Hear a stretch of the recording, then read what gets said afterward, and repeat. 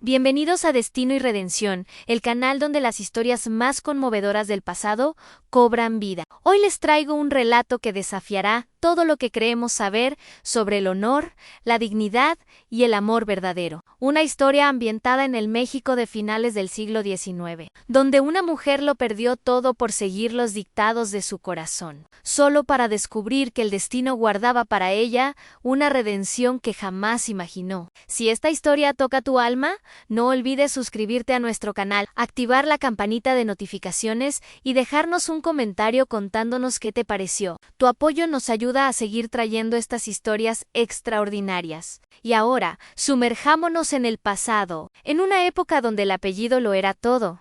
Y el amor, un lujo que pocos podían permitirse en las tierras fértiles de Jalisco, donde los campos de agave se extendían hasta besar el horizonte, y las haciendas eran pequeños reinos gobernados por familias, que habían heredado su poder durante generaciones. Existía un orden social tan rígido como las paredes de adobe que protegían las casas señoriales. Era el año 1893. Una época en la que México sanaba lentamente las heridas de décadas de conflicto, pero donde las antiguas estructuras de poder seguían intactas, inamovibles como las montañas que rodeaban los valles. En este mundo de contrastes marcados, donde la riqueza y la pobreza convivían en una danza incómoda pero necesaria, nació nuestra historia. Elisa Montero había conocido días mejores, mucho mejores. Nacida en el seno de una familia de comerciantes respetables de San Miguel de Allende, había crecido entre telas finas,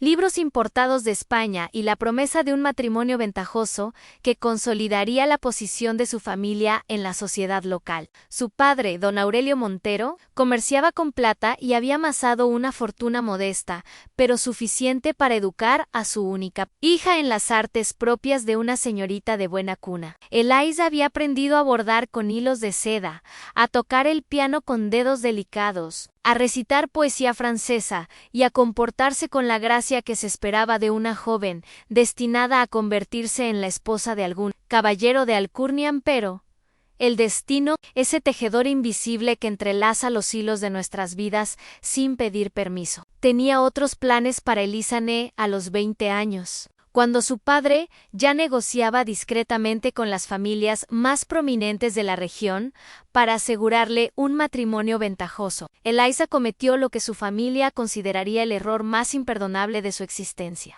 Se enamoró en el objeto de su afecto. No era un hacendado rico ni el hijo de un comerciante próspero. No vestía trajes finos ni montaba caballos de pura sangre. Tomás, así se llamaba él, era un hombre de origen humilde que trabajaba como capataz en una de las haciendas cercanas a San Miguel de Allende. Alto y de complexión fuerte, producto de años de trabajo bajo el sol implacable, Tomás poseía una mirada profunda que parecía esconder secretos antiguos, historias no contadas que se adivinaban en la seriedad de su rostro curtido por la intemperie. No era un hombre de muchas palabras, pero cuando hablaba, lo hacía con una sinceridad descarnada que contrastaba con los discursos floridos y vacíos de los pretendientes que la familia Montero había desfilado ante Elisa. Conocieron durante una de esas festividades religiosas que reunían a todas las clases sociales en la plaza principal, cuando las barreras se desdibujaban momentáneamente bajo el manto protector de la fe compartida. Fue durante la celebración de San Miguel Arcángel, el santo patrono del pueblo, cuando sus miradas se cruzaron por primera vez. Elisa, vestida con su mejor traje de domingo, había acudido con su familia a la procesión. Tomás, mezclado entre la multitud de trabajadores y campesinos, observaba la celebración con esa intensidad característica suya. Cuando sus ojos se encontraron, algo inexplicable sucedió, una conexión instantánea que ninguno de los dos pudo ignorar ni comprender del todo. Los encuentros que siguieron fueron clandestinos, robados a las horas de trabajo y vigilancia familiar. Se veían en el jardín detrás de la capilla antigua, en los caminos polvorientos que conducían a las afueras del pueblo, siempre con el miedo constante de ser descubiertos. Tomás le hablaba de sus sueños modestos pero sinceros, en tener algún día un pedazo de tierra propio, construir una casa modesta pero digna, vivir del trabajo honesto de sus manos. Nunca le habló de su pasado. y Elisa, embriagada por la novedad de un amor que desafiaba todas las convenciones que le habían enseñado, nunca preguntó. Solo sabía que en presencia de Tomás se sentía más viva, más ella misma, que en todos los salones refinados donde había pasado su juventud, en la relación. Por supuesto, no podía permanecer oculta para siempre, en un pueblo donde todos se conocían, y los chismes viajaban más rápido que los caballos más veloces. Era solo cuestión de tiempo, antes de que llegaran a oídos de don Aurelio, los rumores sobre su hija y el capataz. La confrontación fue devastadora. Don Aurelio, un hombre que había construido su reputación sobre la respetabilidad y el cumplimiento estricto de las normas sociales, consideró la inclinación de su hija como una traición imperdonable no solo hacia él, sino hacia todo lo que la familia representaban la noche que lo enfrentó. Con el rostro enrojecido por la ira y la decepción, don Aurelio le dio a Elisa un ultimátum tan claro como brutal. Debía olvidar inmediatamente esa locura, esa relación imposible e indecorosa con un hombre que no era nadie, que no tenía nada que ofrecer excepto deshonra y pobreza, o enfrentarse a las consecuencias. Las palabras exactas de su padre resonaron en sus oídos durante días.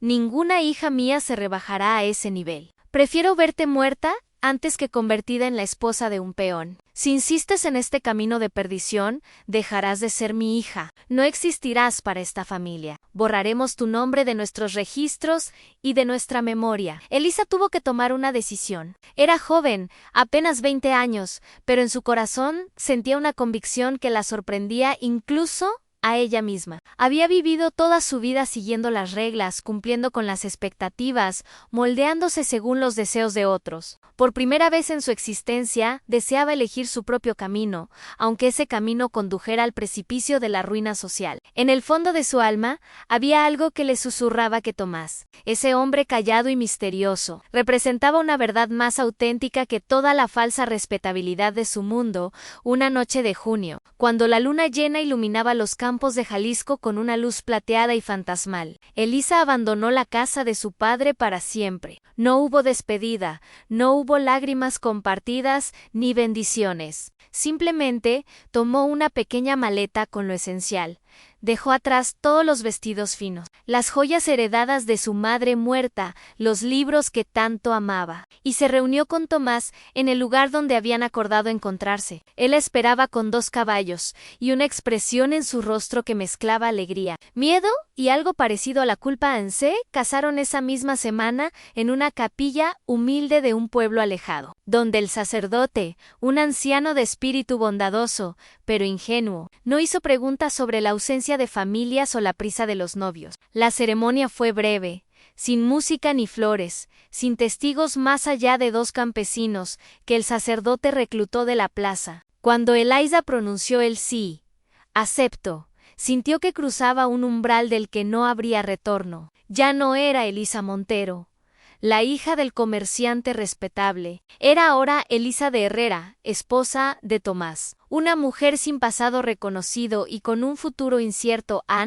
La realidad de su decisión comenzó a manifestarse de inmediato. Tomás no tenía casa propia, solo un pequeño cuarto en los barracones de la hacienda donde trabajaba. No era un lugar apropiado para una pareja recién casada, mucho menos para una mujer que había conocido la comodidad. Vivieron allí brevemente, hacinados entre otros trabajadores, compartiendo espacios comunes, sin privacidad ni dignidad. Elisa intentó adaptarse, pero cada noche, acostada en un catre estrecho, escuchando los ronquidos y conversaciones de desconocidos al otro lado de paredes delgadas como papel, se preguntaba si no había cometido el error más grande de su vida.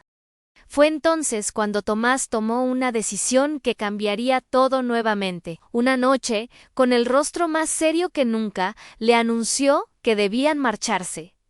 No podían quedarse allí, no así. Tenía un plan, dijo, una oportunidad en otro lugar, pero requería que confiara en él completamente. Elisa, que ya había apostado todo en ese hombre, asintió sin hacer preguntas. ¿Qué más podía perder? Viajaron durante varios días en una carreta destartalada, atravesando caminos polvorientos y pueblos que Elisa nunca había visto. Tomás Permanecía en silencio durante gran parte del viaje, sumido en pensamientos que no compartía. Finalmente, llegaron a las afueras de un pueblo llamado Santiago de los Laureles, un lugar pequeño dominado por una hacienda inmensa que se extendía por leguas y leguas. La hacienda San Francisco del Monte era conocida en toda la región como una de las propiedades más prósperas, productora de maíz, frijol y ganado. Una pequeña ciudad autosuficiente donde vivían cientos de trabajadores y sus familias. Lo que Tomás no le había dicho a Eliza, lo que había ocultado durante todo su noviazgo clandestino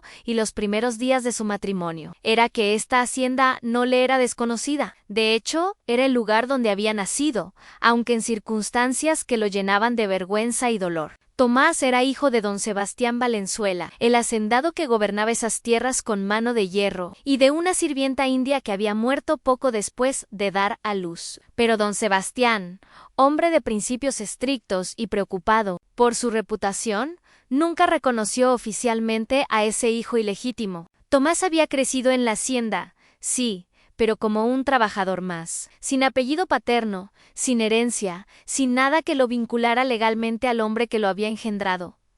La relación entre Tomás y su padre había sido siempre complicada, marcada por el silencio y el resentimiento. Don Sebastián le había proporcionado trabajo y cierta protección no declarada, pero nunca afecto ni reconocimiento público. ¿Y Tomás? ¿Orgulloso?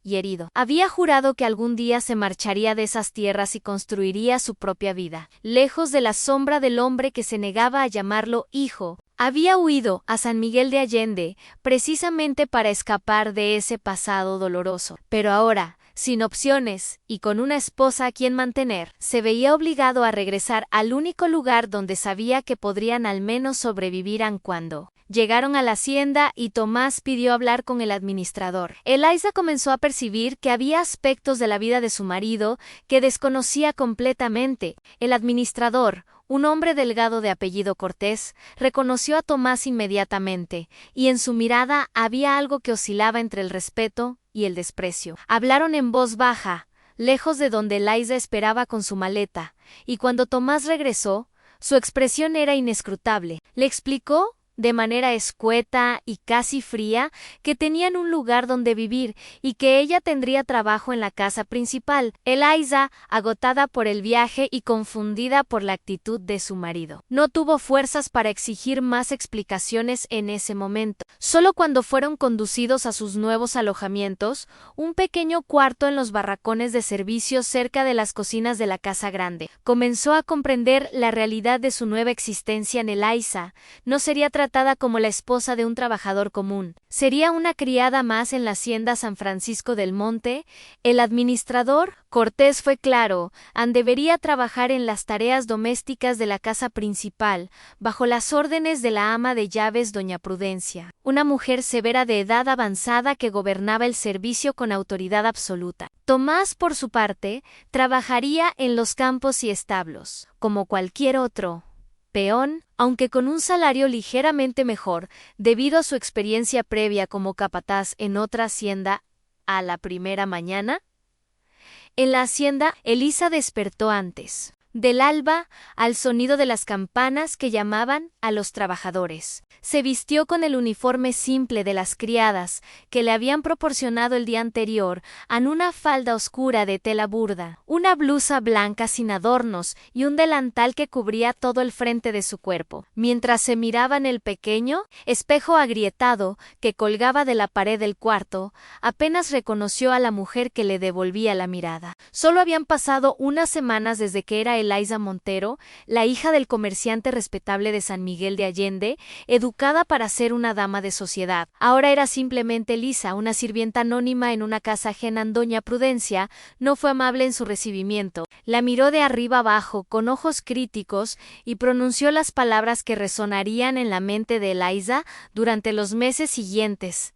Aquí no importa de dónde vengas ni quién hayas sido, solo importa que también haces tu trabajo. La señora no tolera la pereza ni la insubordinación. Si quieres comer, tendrás que ganártelo con el sudor de tu frente, como todos nosotros. Las tareas eran interminables y extenuantes. Eliza debía levantarse con las primeras luces del día para encender los fogones de la cocina, calentar el agua para los baños de la familia, limpiar los pisos de baldosa de las habitaciones principales, sacudir el polvo de los muebles finos que nunca podría poseer, lavar ropa a mano en las piletas del patio trasero hasta que sus manos delicadas, que habían conocido solo la suavidad de la seda y el marfil del piano, quedaran agrietadas y enrojecidas. Cada noche caía en su catre exhausta, cada músculo de su cuerpo gritando de dolor, y Tomás, que regresaba igualmente agotado de su trabajo en los campos, apenas tenía energía para más que unas pocas palabras antes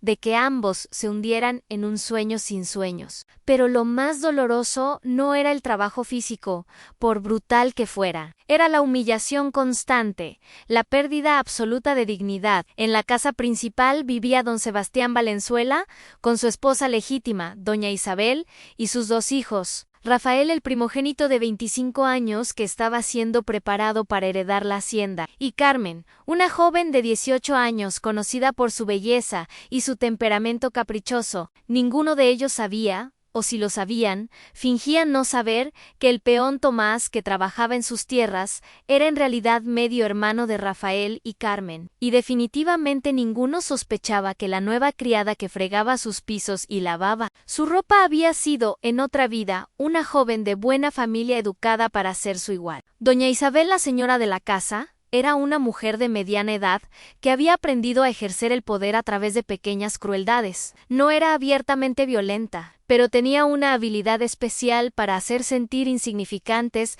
a quienes estaban bajo su mando. Con Eliza fue particularmente severa desde el principio, como si intuyera que esa criada nueva era diferente de alguna manera que no podía precisar, pero que la incomodaba. La hacía repetir las tareas una y otra vez, encontrando defectos imperceptibles, criticando cada movimiento, cada gesto. Cuando Elisa servía la mesa durante las comidas de la familia, doña Isabel la observaba con ojos de halcón, lista para señalar cualquier error en un plato puesto en el ángulo incorrecto, una gota de salsa derramada, una fracción de segundo de demora en retirar los cubiertos usados. Rafael, el hijo mayor, era un joven altivo y seguro de sí mismo, que había heredado la arrogancia natural de los hombres, que nunca han conocido la necesidad. Trataba a los sirvientes con una indiferencia que a veces era más hiriente que la crueldad directa. Para él, las criadas y los peones eran prácticamente invisibles,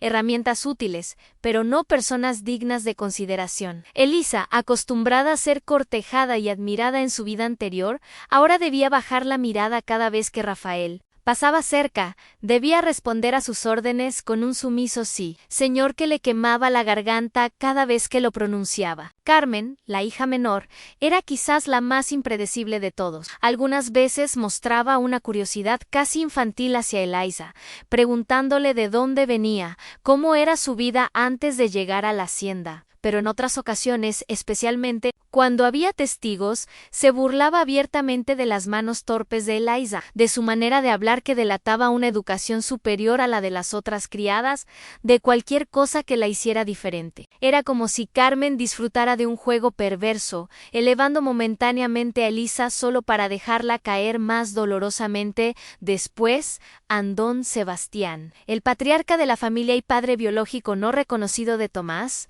era un enigma, un hombre de 60 y tantos años, alto y de porte imponente incluso en la vejez. Gobernaba su hacienda con la seguridad de quien ha ejercido el poder absoluto durante décadas. Con sus trabajadores era duro, pero justo según los estándares de la época, exigía lealtad y trabajo, pero pagaba salarios razonables y proporcionaba vivienda y comida. Pero había en él una rigidez moral, una obsesión con el honor y la respetabilidad, que lo había llevado a negar a su propio hijo ilegítimo toda su vida. Durante los primeros meses en la hacienda, Eliza y don Sebastián apenas cruzaron palabra. Él ocasionalmente pasaba por las áreas donde ella trabajaba, inspeccionando la casa con ojo crítico, pero nunca la miraba directamente, nunca le dirigía la palabra. Eliza era solo otra sirvienta más en una casa llena de sirvientes. Sin embargo, hubo momentos fugaces e inexplicables en los que ella sintió la mirada del hacendado posarse sobre ella, como si tratara de descifrar algo que no lograba comprender del todo. Lo que don Sebastián no sabía, lo que nadie en esa casa sabía excepto Tomás, era que el hombre que trabajaba calladamente en los establos era el hijo que él había rechazado 30 años atrás. Tomás había regresado, pero no para reclamar su lugar ni exigir reconocimiento, había regresado simplemente porque no tenía otro lugar a donde ir, porque necesitaba alimentar a su esposa, porque el destino lo había arrastrado de vuelta. Al lugar de su nacimiento y su humillación original, a las semanas se convirtieron en meses. El verano ardiente de Jalisco dio paso al otoño más fresco, y luego al invierno moderado de esas tierras. Elaiza se adaptó a su nueva vida no porque la aceptara, sino porque no tenía alternativa. Aprendió a moverse por la casa grande, con eficiencia silenciosa, a anticipar las necesidades de la familia antes de que las expresaran, a hacerse invisible cuando era necesario y a aparecer justo cuando la requerían. Sus manos, antes suaves y cuidadas, se volvieron ásperas y callosas. Su espalda, antes recta y orgullosa, comenzó a curvarse ligeramente por el peso constante de las cubetas de agua y las cestas de ropa. Pero sus ojos, esos ojos que habían brillado con esperanza cuando se casó con Tomás, se volvieron más opacos, más resignados. San Tomás también cambió durante ese tiempo. El trabajo físico lo endureció aún más, pero algo en su espíritu parecía haberse quebrado. Hablaba cada vez menos, incluso con Elisa por las noches. Cuando se reunían en su pequeño cuarto, apenas intercambiaban palabras. Él se sentaba en el borde del catre, mirando al vacío, y ella podía sentir el peso de secretos no dichos y cupaos, no confesados, de arrepentimientos que crecían entre ellos como una pared invisible pero impenetrable. Fue en una noche de diciembre, cuando el frío hacía tiritar a todos en sus catres y el viento silbaba entre las rendijas de las paredes, que Elisa finalmente confrontó a su marido. Ya no podía soportar más el silencio, la distancia emocional, la sensación de estar viviendo con un extraño. Con voz temblorosa por el frío y la emoción contenida, le preguntó lo que había estado evitando durante meses.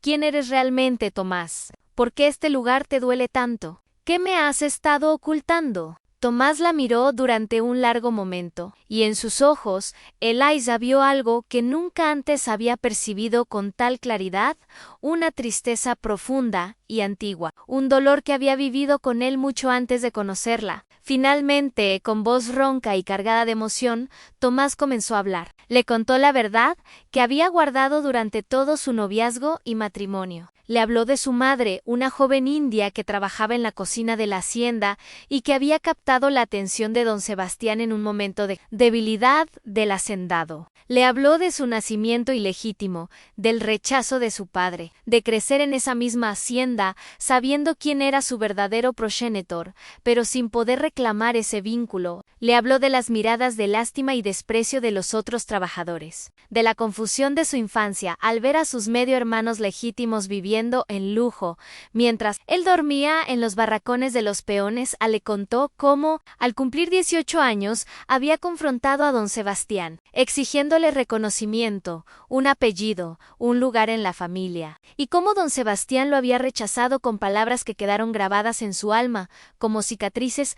No eres mi hijo, eres el resultado de un momento de debilidad que he lamentado toda mi vida. Tu madre significa menos que nada para mí, y tú heredaste su insignificancia. Nunca llevarás mi apellido. Nunca serás un Valenzuela. Agradece que te permito trabajar en mis tierras y no te echo a los caminos como al perro sin dueño que eres. Después de esa confrontación, Tomás había huido de la hacienda, jurando nunca regresar, jurando construir una vida propia donde su valor no estuviera determinado por la sangre que corría por sus venas, o el apellido que llevaba. Había trabajado en diferentes haciendas, había llegado a San Miguel de Allende, había conocido a Elaiza, pero nunca le había hablado de su pasado porque la vergüenza era demasiado grande, porque temía que si ella conocía la verdad, sí sabía que era literalmente un hijo de nadie. Lo abandonaría también aun cuando terminó de hablar. Tomás tenía lágrimas en los ojos, algo que Elaiza nunca había visto antes, y en ese momento, en ese cuarto frío y miserable de los barracones de servicio, Elaiza comprendió la magnitud de lo que su marido había cargado en silencio. Comprendió también que el destino los había jugado una mala pasada a ambos. Ella había sacrificado todo por amor,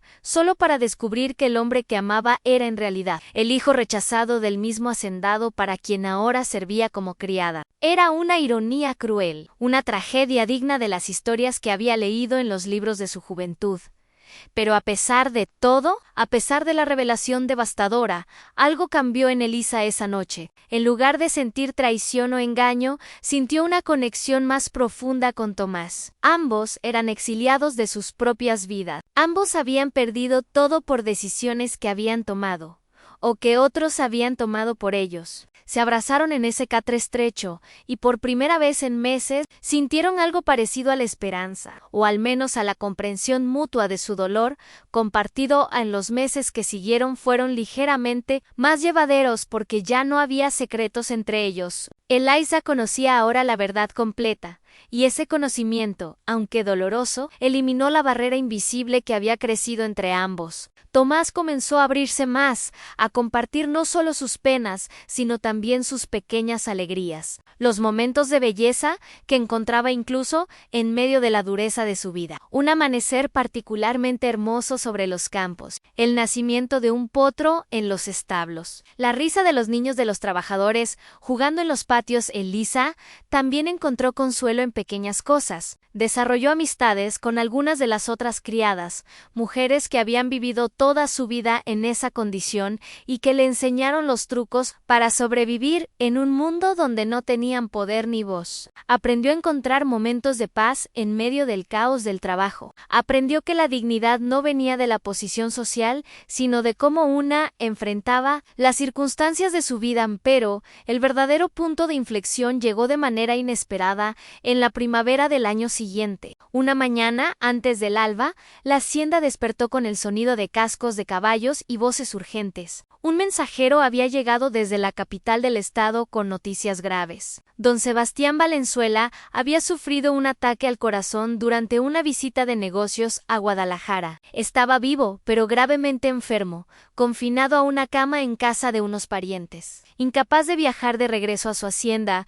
a la noticia sumió a la casa en el caos. Doña Isabel, presa del pánico y la preocupación, quería viajar inmediatamente a Guadalajara para estar junto a su esposo. Rafael, el hijo mayor, se vio súbitamente investido con la responsabilidad de administrar la hacienda en ausencia de su padre. Una tarea para la que no estaba preparado a pesar de todos sus años de supuesto entrenamiento. Carmen simplemente se encerró en su habitación. Negándose a hablar con nadie, Tomás recibió las noticias con una expresión inescrutable. Ese hombre que yacía enfermo en Guadalajara era su padre biológico, aunque nunca lo hubiera reconocido. Elisa esperaba que su marido mostrara alguna emoción, alegría vengativa o quizás preocupación filial reprimida, pero lo que vio en su rostro fue solo una tristeza profunda y antigua, como si una herida que nunca había sanado del todo se hubiera abierto nuevamente. Las semanas siguientes fueron turbulentas en la hacienda.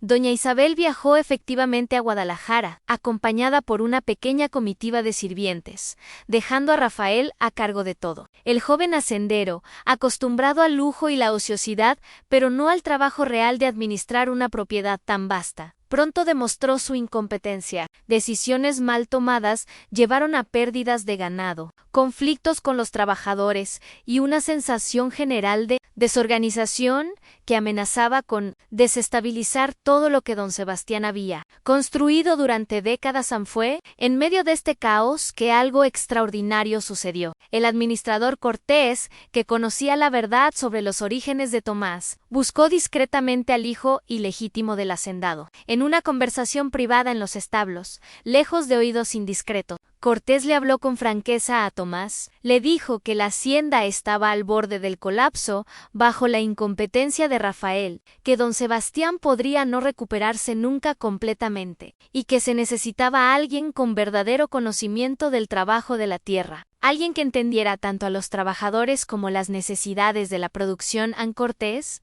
le propuso algo impensable, que Tomás asumiera discretamente un papel más activo en la administración de la hacienda. No oficialmente, por supuesto, no con un título que ofendiera a la familia legítima, pero sí con autoridad real sobre los trabajadores y las operaciones diarias. Era un riesgo enorme, una proposición que podría resultar en el despido inmediato de ambos si la familia lo descubría. Pero Cortés estaba desesperado y sabía que Tomás era quizás el único hombre en esa propiedad con la capacidad y el conocimiento para evitar el desastre.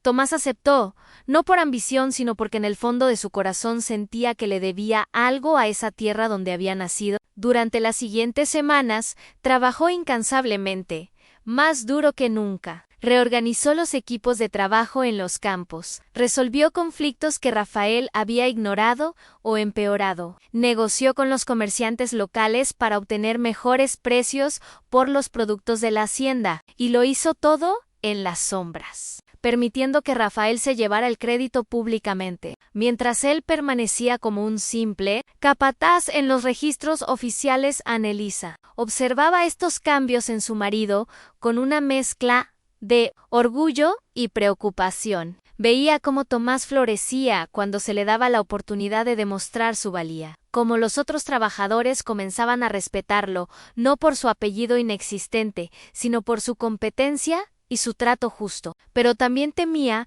lo que sucedería cuando don Sebastián regresara, si es que regresaba, o cuando Rafael finalmente se diera cuenta de que estaba siendo eclipsado por un hombre al que consideraba un simple peón. Los meses pasaron y las noticias de Guadalajara eran contradictorias. Don Sebastián había mejorado ligeramente, pero luego había sufrido una recaída. Los médicos no se ponían de acuerdo sobre si podría recuperarse completamente o si debía prepararse para lo inevitable. Doña Isabel permanecía junto a su esposo, enviando cartas ocasionales con instrucciones confusas que Rafael intentaba seguir con resultados desastrosos. La hacienda sobrevivía, pero solo gracias al trabajo invisible de Tomás y al apoyo discreto del administrador. Cortesán fue durante este periodo de incertidumbre que ocurrió algo que cambiaría todo nuevamente. Una tarde de julio, cuando el calor era tan intenso que el aire parecía vibrar sobre los campos de agave, llegó a la hacienda otro mensajero. Esta vez, las noticias eran definitivas y devastadoras. Don Sebastián Valenzuela había muerto en Guadalajara, rodeado por su esposa y algunos parientes lejanos. Pero lejos de la tierra que había amado y gobernado durante toda su vida adulta, la muerte de don Sebastián marcó el inicio de un nuevo capítulo en la historia de la hacienda San Francisco del Monte y en las vidas de todos sus habitantes. El cuerpo del hacendado fue traído de regreso para ser enterrado en el panteón familiar, y durante 3 días la hacienda se sumió en un duelo oficial. Los trabajadores dejaron sus labores para asistir al velorio y al entierro, no tanto por amor al difunto, sino por respeto a las tradiciones y por miedo a las consecuencias de no hacerlo. Tomás asistió al funeral de su padre, de pie entre la multitud de peones y sirvientes en la parte posterior de la capilla, mientras que Rafael, Carmen y doña Isabel ocupaban los lugares de honor en la primera fila. Elaiza, que estaba junto a su marido, podía sentir la tensión en su cuerpo, la rigidez de sus hombros, la manera en que sus manos se cerraban en puños involuntarios. Cuando bajaron el ataúd a la tierra y el sacerdote pronunció las últimas palabras, Tomás no derramó una sola lágrima. Pero Elaiza sabía que en su interior, ese hombre estoico estaba enterrando no solo a su padre biológico, sino también cualquier esperanza que hubiera albergado secretamente de un reconocimiento tardío, de una reconciliación final. Después del funeral, comenzó el verdadero drama. Don Sebastián había dejado un testamento, redactado años atrás con la ayuda de abogados de Guadalajara, y su lectura estaba programada para una semana después del entierro. Todos asumían que el contenido sería predecible. La hacienda pasaría a Rafael como primogénito varón, con provisiones para doña Isabel y Carmen, y quizás algunos legados menores para sirvientes leales y parientes distantes.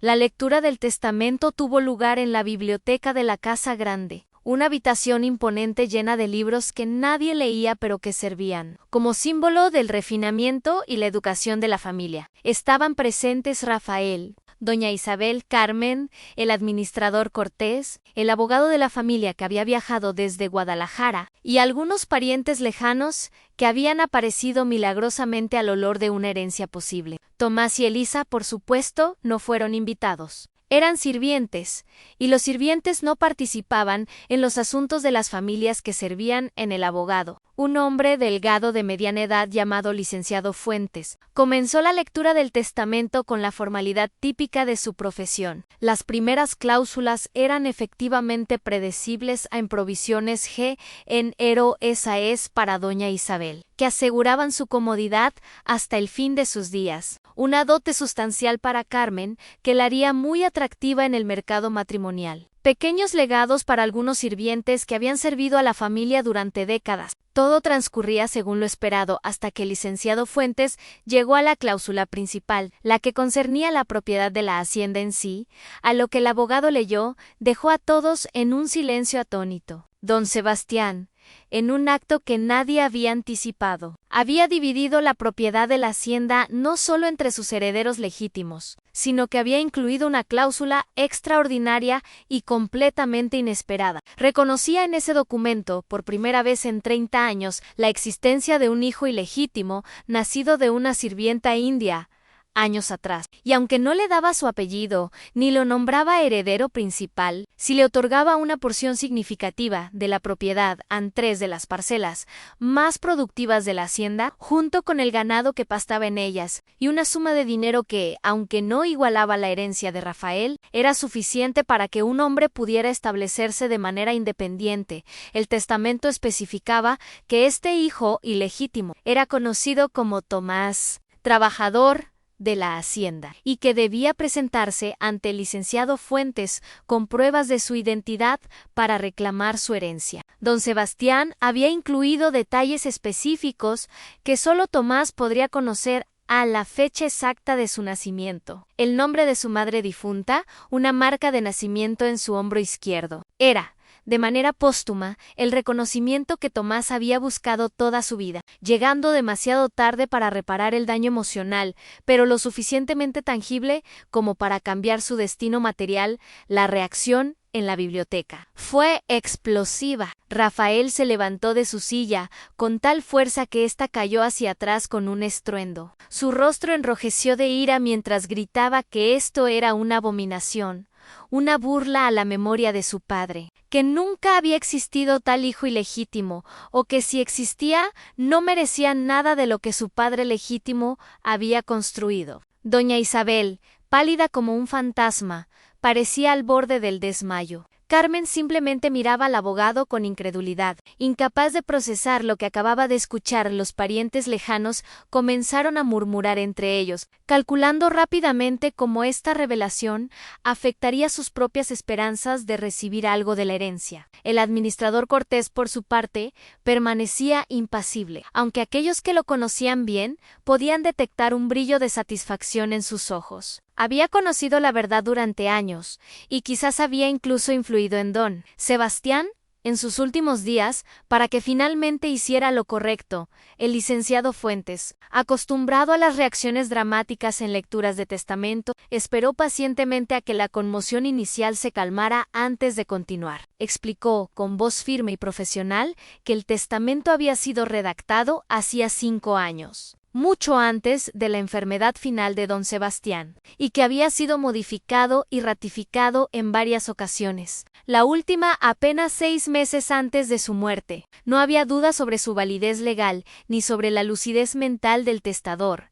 Al momento de redactarlo, al Rafael exigió saber dónde estaba ese supuesto hermano bastardo. Exigió verlo y confrontarlo. El licenciado Fuentes respondió que era responsabilidad del beneficiario presentarse para reclamar su herencia dentro de un plazo de 30 días, o de lo contrario, esa porción de la propiedad revertería al heredero principal. Con eso, dio la lectura por terminada, recogió sus documentos y se retiró, dejando a la familia sumida en el caos y la recriminación mutua a la noticia del contenido del testamento. Se extendió por la hacienda con la velocidad del fuego en un campo seco. Para el anochecer, no había un solo trabajador, criada o vaquero que no supiera que el patrón difunto había reconocido a un hijo ilegítimo en su testamento, pero lo que la mayoría no sabía hacienda. Lo que solo unos pocos, como el administrador Cortés, conocían con certeza era la identidad de ese hijo. El nombre Tomás era común,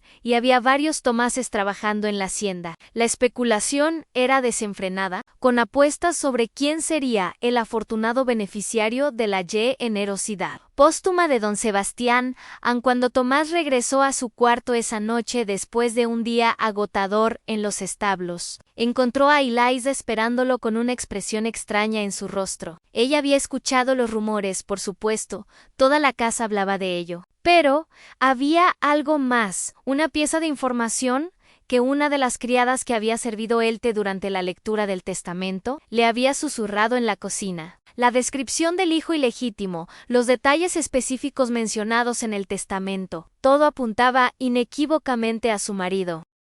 Cuando Eliza le contó lo que había escuchado, Tomás se quedó inmóvil durante un largo momento. Su primera reacción no fue de alegría ni de triunfo, sino de algo parecido al dolor, ese reconocimiento que había anhelado durante toda su juventud, que había suplicado a su padre cuando tenía 18 años, finalmente había llegado, pero había llegado cuando don Sebastián ya no podía ver su rostro, cuando ya no había posibilidad de tener esa conversación que Tomás había imaginado 1000 veces. Cuando ya no había oportunidad de escuchar de labios de su padre las palabras «eres mi hijo», pronunciadas con amor en lugar de con repugnancia, era una victoria amarga, un reconocimiento que llegaba demasiado tarde para sanar las heridas más profundas. Pero era, innegablemente, una oportunidad de dejar de ser el hijo de nadie, de reclamar un lugar en el mundo, de dar a Eliza la vida que ella había sacrificado cuando decidió casarse con él. En los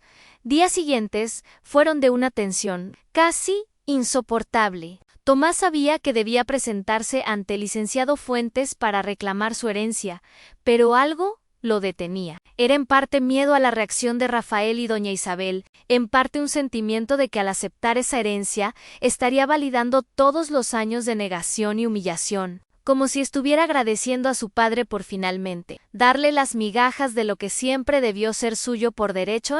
Fue Eliza quien finalmente lo convenció. Una noche, sentada junto a él en el catre que había sido su única intimidad durante más de un año, le habló con una franqueza y una fuerza que Tomás no había visto en ella desde los primeros días de su romance. Le dijo que no aceptar esa herencia sería una tontería, un orgullo malentendido que solo los condenaría a ambos a una vida de miseria innecesaria. Le recordó que ella había sacrificado todo por amarlo, que había dejado atrás su familia, su comodidad, su futuro, y que no se arrepentía de esa decisión, pero que ahora, cuando el destino les ofrecía una oportunidad de construir algo mejor, rechazarla sería una traición a ese sacrificio, a todo lo que habían soportado juntos. Sus palabras tocaron algo profundo en Tomás. Comprendió que su esposa tenía razón, que su orgullo herido no debía dictar sus decisiones cuando había otra persona cuya vida dependía de esas elecciones. Al día siguiente, buscó al licenciado Fuentes, que se había quedado hospedado en la hacienda mientras se resolvían los asuntos de la herencia, y le informó de su identidad. Mostró las pruebas requeridas a la marca de nacimiento, proporcionó los detalles exactos sobre su madre, corroboró las fechas. El abogado, eficiente y discreto, verificó todo y preparó los documentos necesarios para la transferencia de la propiedad. Cuando Rafael se enteró de que el hijo ilegítimo de su padre era el mismo hombre que había estado trabajando en los establos de la hacienda, el mismo peón que había compartido espacio con los otros trabajadores, su ira alcanzó proporciones monumentales. Convocó a Tomás a la biblioteca, ese mismo espacio donde se había leído el testamento, y lo enfrentó con una furia apenas contenida. Lo acusó de haberse infiltrado en la hacienda con propósitos oscuros, de haber manipulado a su padre enfermo para obtener esa herencia inmerecida, de ser un impostor y un ladrón. Tomás escuchó las acusaciones con calma, dejando que Rafael descargara toda su rabia. Cuando su medio hermano finalmente se quedó sin palabras, agotado por su propia furia, Tomás habló por primera vez con la autoridad de quien ya no es un sirviente sino un propietario. Le explicó, con voz tranquila pero firme, que él había nacido en esa hacienda mucho antes de que Rafael naciera, que había trabajado esas tierras toda su vida, que conocía cada árbol, cada arroyo, cada piedra de esas propiedades mejor que Rafael podría conocerlas jamás, Le dijo que no había pedido ni buscado esa herencia, que si su padre había decidido finalmente reconocerlo, era decisión suya y solo suya, y que él tenía todo el derecho legal de reclamar lo que don Sebastián había decidido dejarle en Rafael. Intentó intimidarlo, amenazándolo con acciones legales, con hacer la vida imposible a él y a su esposa si no renunciaba voluntariamente a su herencia. Pero el licenciado Fuentes, presente en esa confrontación como testigo neutral, intervino para clarificar que el testamento era legalmente inatacable. Don Sebastián había tomado todas las precauciones necesarias, había consultado con múltiples abogados, había anticipado posibles objeciones. La herencia de Tomás estaba garantizada por la ley, y ninguna cantidad de protestas o amenazas podría cambiar eso a doña Isabel, que había permanecido recluida en sus habitaciones desde la lectura del testamento. Finalmente emergió para confrontar la situación. Su reacción fue diferente a la de su hijo. No había en ella la furia explosiva de Rafael, sino algo más frío, más calculado. Miró a Tomás con una mezcla de desprecio y evaluación, como quien observa un problema que necesita ser resuelto de la manera más eficiente posible. Le ofreció dinero, una suma generosa, a cambio de que renunciara a las tierras y se marchara de la hacienda para siempre. Le dijo que con ese dinero podría establecerse en otra parte, comenzar una nueva vida sin la carga de ser el hijo ilegítimo de don Sebastián Valenzuela. Era una oferta tentadora, una salida fácil que evitaría conflictos futuros. Pero nuevamente fue Elisa quien intervino, esta vez de una manera que sorprendió a todos los presentes. Ella, que había permanecido callada y en segundo plano durante toda la confrontación, dio un paso adelante y habló con una claridad y una dignidad que recordaban a la joven educada que había sido antes de convertirse en criada. Le dijo a doña Isabel que esas tierras eran el derecho de nacimiento de su esposo, que habían sido ganadas con años de trabajo y dolor, y que ninguna cantidad de dinero podría compensar el reconocimiento que don Sebastián finalmente había decidido otorgar a su hijo. Le dijo que ella y Tomás no se irían, que reclamarían lo que era suyo por ley y por justicia la transformación que se operó en la dinámica de poder de la hacienda. A partir de ese momento fue extraordinaria. Tomás ya no era un simple trabajador que podía ser despedido o ignorado. Era ahora un propietario legítimo, dueño de una porción significativa de la tierra. Las 3 parcelas que había heredado incluían algunos de los campos más productivos, con acceso a fuentes de agua y pastizales excelentes para el ganado. En términos prácticos, Tomás había pasado de ser uno de los hombres más pobres de la hacienda a ser, si no rico, al menos un hombre de medios considerables. A la noticia de su transformación se extendió rápidamente más allá de los límites de la hacienda. En los pueblos cercanos, en las cantinas y los mercados, la gente hablaba del hijo bastardo que había heredado parte de las tierras Valenzuela. Algunos lo celebraban como una victoria de la justicia, otros lo criticaban como una afrenta al orden social establecido, pero nadie podía negar que era una historia extraordinaria, el tipo de giro del destino que normalmente solo ocurría en las novelas y en los corridos populares. San Tomás y Elisa se mudaron de su pequeño cuarto en los barracones de servicio a una casa modesta, pero digna, que se construyó en una de las parcelas heredadas. No era tan grande ni tan lujosa como la casa principal donde doña Isabel,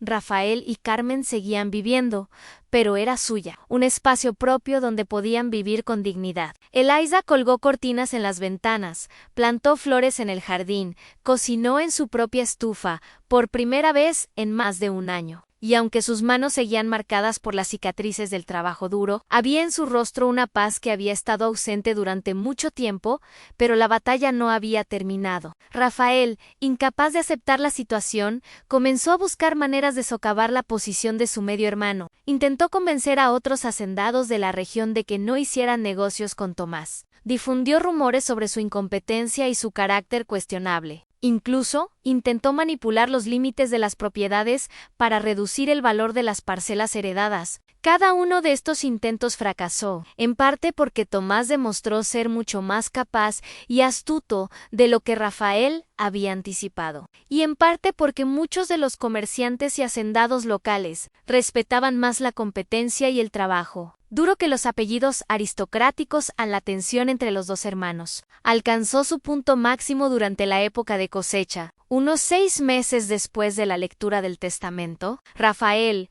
en un intento de demostrar su autoridad, trató de reclamar parte de la producción de las parcelas de Tomás, argumentando que ciertos derechos de agua y caminos de acceso le daban derecho a un porcentaje de los beneficios. Tomás, que había aprendido a defenderse no solo con trabajo, sino también con conocimiento de la ley, convocó al licenciado Fuentes nuevamente para que clarificara los términos exactos del testamento.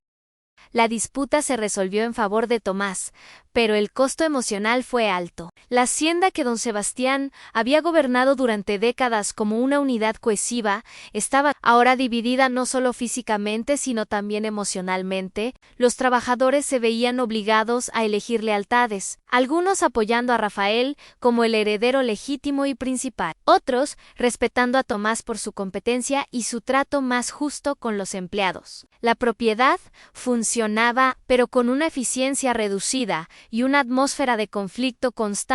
Fue, durante este periodo turbulento, que apareció un nuevo elemento en la ecuación. Carmen, la hija menor de don Sebastián, comenzó a mostrar un interés inesperado por Tomás que iba más allá de la simple curiosidad. Sobre su medio hermano, recién descubierto, quizás era rebeldía contra su madre y su hermano. Quizás era genuina fascinación por este hombre que había emergido de la nada para reclamar su lugar. Cualquiera que fuera el motivo, Carmen empezó a buscar oportunidades para encontrarse con Tomás, para conversar con él, para preguntarle sobre su vida y sus planes.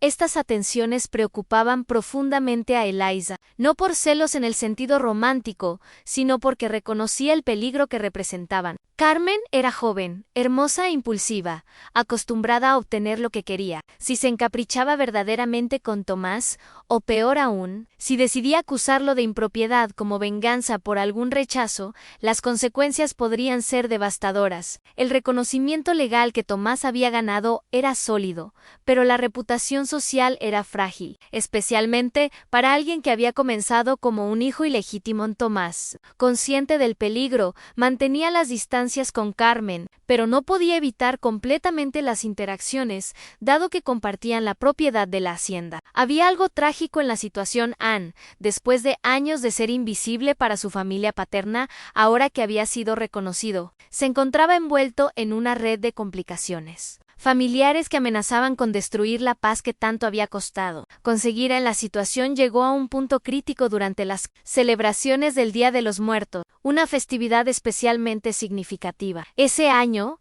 dado que era la primera vez que se conmemoraba oficialmente la muerte de don Sebastián, la tradición dictaba que toda la familia debía reunirse para visitar la tumba del patriarca. Pero la pregunta que nadie quería hacer en voz alta era si Tomás, ahora reconocido como hijo del difunto, tenía derecho a participar en esos rituales familiares. Doña Isabel intentó excluirlo, argumentando que aunque el testamento le había dado propiedades, eso no lo convertía en parte de la familia en el sentido social y emocional. Pero el licenciado Fuentes, que había permanecido en la hacienda para supervisar la transición de propiedades y asegurarse de que se cumplieran todos los términos del testamento, intervino nuevamente. Señaló que don Sebastián había incluido en el testamento no solo bienes materiales, sino también un reconocimiento explícito de paternidad, y que ese reconocimiento conllevaba derechos que iban más allá de lo meramente económico. A la visita al panteón familiar fue un evento cargado de tensión. Rafael caminaba adelante con doña Isabel, manteniendo una distancia simbólica del resto. Carmen iba con algunos parientes distantes, y Tomás, acompañado por Elisa, caminaba ligeramente atrás, en una posición que no era exactamente parte de la familia, pero tampoco completamente separada. Cuando llegaron a la tumba de don Sebastián, Tomás se quedó mirando la lápida de mármol que llevaba grabado el nombre de su padre durante un largo momento. Todos los presentes guardaron silencio, conscientes de que estaban presenciando algo extraordinario, un hijo reconociendo a un padre que nunca lo había reconocido en vida. En Tomás, finalmente se arrodilló ante la tumba. Para sorpresa de todos, comenzó a hablar en voz baja. No eran palabras de rencor ni de acusación, sino algo mucho más complejo. Le agradeció a su padre por el reconocimiento final, por tardío que hubiera llegado. Le agradeció también por las lecciones lecciones inadvertidas que le había enseñado, que el valor de un hombre no está en su apellido sino en su carácter, que la dignidad se gana con trabajo y honestidad, que el amor verdadero es más valioso que todo el oro del mundo. Le dijo que lo perdonaba por los años de rechazo, no porque don Sebastián mereciera ese perdón necesariamente, sino porque Tomás necesitaba liberarse del peso del resentimiento para poder vivir plenamente. Fue un momento de catarsis, no solo para Tomás, sino para todos los presentes. Incluso Rafael, que había mantenido una expresión de desprecio durante toda la ceremonia, pareció conmoverse ligeramente. Doña Isabel mantuvo su compostura aristocrática, pero había lágrimas en sus ojos. Carmen lloraba abiertamente, y Elisa, de pie junto a su marido, sentía que finalmente, después de tanto dolor y lucha, estaban comenzando a encontrar algo parecido a la paz, pero el destino, ese tejedor implacable, aún tenía sorpresas reservadas. Pocas semanas después de la conmemoración del Día de los Muertos, llegó a la hacienda un hombre que se presentó como abogado, representante de un grupo de acreedores de la capital. Traía noticias perturbadoras a don Sebastián. Durante sus últimos años de vida, había contraído deudas significativas que la familia desconocía, había invertido en negocios riesgosos en Guadalajara que habían fracasado, había prestado dinero a parientes que nunca lo habían devuelto, había garantizado préstamos para amigos que no habían cumplido con sus obligaciones. La suma total de estas deudas era considerable, suficiente para amenazar la estabilidad financiera de toda la hacienda. Rafael entró en pánico cuando se enfrentó a los documentos que probaban estas deudas. La herencia que había creído sólida y abundante resultaba estar comprometida por obligaciones que podían consumir una porción significativa del patrimonio. Los acreedores amenazaban con forzar la venta de partes de la propiedad si no se les pagaba en un plazo razonable. De repente, la hacienda San Francisco del Monte, que había sido símbolo de prosperidad durante generaciones, estaba al borde de la crisis financiera en Punto en una reunión familiar de emergencia, donde por primera vez Tomás fue incluido como participante completo, dada su condición de coheredero afectado por las deudas. Se discutieron las opciones. Todas eran desagradables: vender ganado a precios desfavorables, hipotecar partes de la propiedad, reducir drásticamente los gastos de la casa principal y los salarios de los trabajadores. Rafael proponía soluciones que básicamente transferían la carga del problema a otros, especialmente a los trabajadores y a las parcelas heredadas por Tomás. Doña Isabel estaba paralizada por la preocupación de que su viudez confortable se viera comprometida. Fue en este momento crítico que Tomás demostró por qué su padre, en algún nivel profundo, había reconocido su valía al incluirlo en el testamento. En lugar de proteger egoístamente su propia porción de la herencia, propuso un plan integral para salvar la hacienda completa. Sugirió reorganizar las operaciones para maximizar la eficiencia, renegociar con los acreedores utilizando su conocimiento personal de algunos de ellos, adquirido a través del administrador Cortés, diversificar la producción para incluir cultivos más rentables y, lo más importante, trabajar temporalmente sus parcelas en coordinación con las de Rafael para presentar a los acreedores un frente unido que demostrara la capacidad de la hacienda para generar suficientes ingresos para pagar las deudas. Rafael inicialmente rechazó el plan, viéndolo como una trampa para que Tomás ganara más poder e influencia. Pero doña Isabel, más pragmática y menos cegada por el orgullo, reconoció que la propuesta de Tomás era probablemente la única manera de evitar la ruina completa. Le recordó a su hijo que el orgullo no pagaba las deudas, y que si perdían la hacienda por negarse a trabajar con Tomás, terminarían sin nada excepto su resentimiento.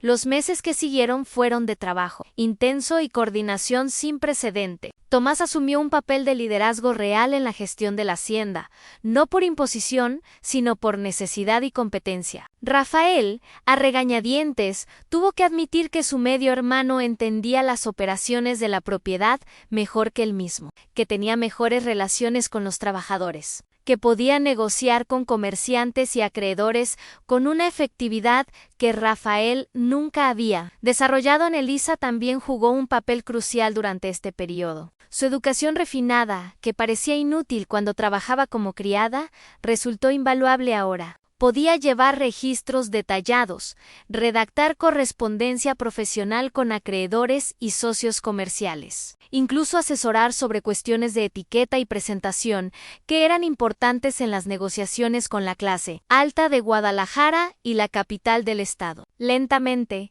ella también fue recuperando no solo su dignidad, sino también su sentido de propósito y valía. La transformación de Eliza durante este tiempo fue notable. La mujer que había llegado a la hacienda como una criada humillada, con las manos agrietadas y el espíritu casi quebrado, resurgió como una figura respetada no solo por su esposo, sino por todos aquellos que interactuaban con ella. Ya no caminaba con la cabeza gacha, ni respondía con el tono sumiso de una sirviente. Se movía con la confianza de quien sabe su propio valor, de quien ha sobrevivido a lo peor y ha emergido más fuerte.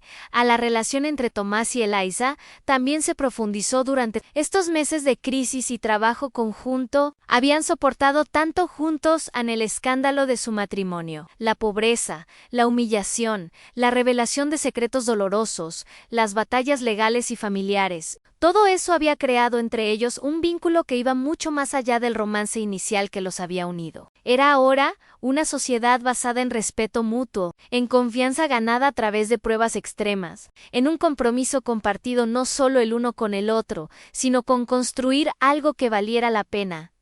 Sin embargo, justo cuando parecía que finalmente habían alcanzado cierta estabilidad, apareció una nueva amenaza que pondría a prueba todo lo que habían construido. Uno de los acreedores más importantes, un hombre rico de Guadalajara llamado don Rodrigo Mendoza, comenzó a comportarse de manera extraña. En lugar de aceptar los pagos regulares que la hacienda había comenzado a hacer según el plan de reestructuración de deudas, Mendoza empezó a exigir el pago total inmediato o, alternativamente, la venta de porciones específicas de la hacienda, precisamente las parcelas más productivas que habían sido heredadas por Tomás Analgo, no cuadraba en esta situación. Los términos que Mendoza exigía ahora eran mucho más agresivos que los que había acordado. Inicialmente con el licenciado Fuentes, durante las negociaciones de reestructuración, era como si súbitamente tuviera un interés particular no solo en cobrar su deuda, sino específicamente en forzar la venta de las tierras de Tomás. El administrador Cortés, que había desarrollado un instinto agudo para detectar intrigas después de décadas trabajando en la hacienda, comenzó a investigar discretamente. Lo que descubrió fue profundamente perturbador. Don Rodrigo Mendoza había sido, durante años, socio comercial ocasional de don Sebastián Valenzuela. Pero en los últimos meses antes de la muerte del hacendado, su relación se había vuelto más compleja. Mendoza había prestado a don Sebastián sumas significativas para inversiones en Guadalajara, inversiones que habían fracasado estrepitosamente. Ahora, Cortés había descubierto que alguien de la familia Valenzuela había contactado secretamente a Mendoza ofreciéndole un trato. Si forzaba la venta de las parcelas de Tomás, esa persona se aseguraría de que Mendoza obtuviera esas tierras a un precio favorable y además recibiría compensación adicional por las pérdidas de sus inversiones fallidas con don Sebastián. La persona detrás de esta conspiración era Rafael, incapaz de aceptar que su medio hermano bastardo tuviera un lugar legítimo en la familia y en la propiedad. Había decidido utilizar las deudas de su padre como arma para expulsar a Tomás definitivamente. Era un plan cruel pero potencialmente efectivo. Ansi Mendoza exigía pago inmediato y Tomás no podía cumplir. Sus tierras serían embargadas y subastadas. Rafael, a través de intermediarios, las compraría y las reintegraría a la porción principal de la hacienda, borrando así el legado que don Sebastián había dejado para su hijo ilegítimo. Cuando Tomás se enteró de la traición de su medio hermano, su primera reacción fue de una ira profunda que nunca antes había experimentado. Toda la paciencia que había mostrado, todos los esfuerzos por trabajar en armonía con Rafael para salvar la hacienda, toda la buena voluntad que había extendido, a pesar de los desaires y las humillaciones. Todo había sido respondido con esta traición calculada. Eliza, viendo la furia en los ojos de su marido, temió que hiciera algo impulsivo que destruyera todo lo que habían logrado. Pero Tomás había aprendido, a través de años de sufrimiento y lucha, que la venganza impulsiva solo alimentaba ciclos interminables de dolor, en lugar de confrontar violentamente a Rafael o de tomar represalias inmediatas. Decidió jugar el juego con las mismas reglas que su medio hermano había establecido. Convocó al licenciado Fuentes urgentemente y le explicó la situación. El abogado, indignado por la manipulación de los términos de la deuda con fines personales, comenzó su propia investigación legal. Lo que Fuentes descubrió fue que el plan de Rafael tenía una falla fundamental. Las deudas de don Sebastián eran obligaciones del patrimonio total, no de herederos individuales específicos. Esto significaba que si Mendoza exigía pago inmediato, ese pago debía provenir proporcionalmente de todos los herederos según sus respectivas porciones de la herencia. Rafael había asumido que podría proteger su propia porción mientras forzaba a Tomás a vender, pero legalmente, si las tierras de Tomás eran embargadas, las de Rafael también tendrían que serlo en proporción equivalente en armado con esta información. Tomás tomó una decisión audaz. En lugar de esperar pasivamente a que Mendoza ejecutara sus amenazas, decidió confrontar directamente al acreedor. Viajó a Guadalajara, acompañado por Elisa y el licenciado Fuentes, para reunirse cara a cara con don Rodrigo Mendoza. Era un riesgo enorme, pues estaba poniendo su caso directamente frente al hombre que tenía el poder de destruir todo lo que había ganado en la reunión.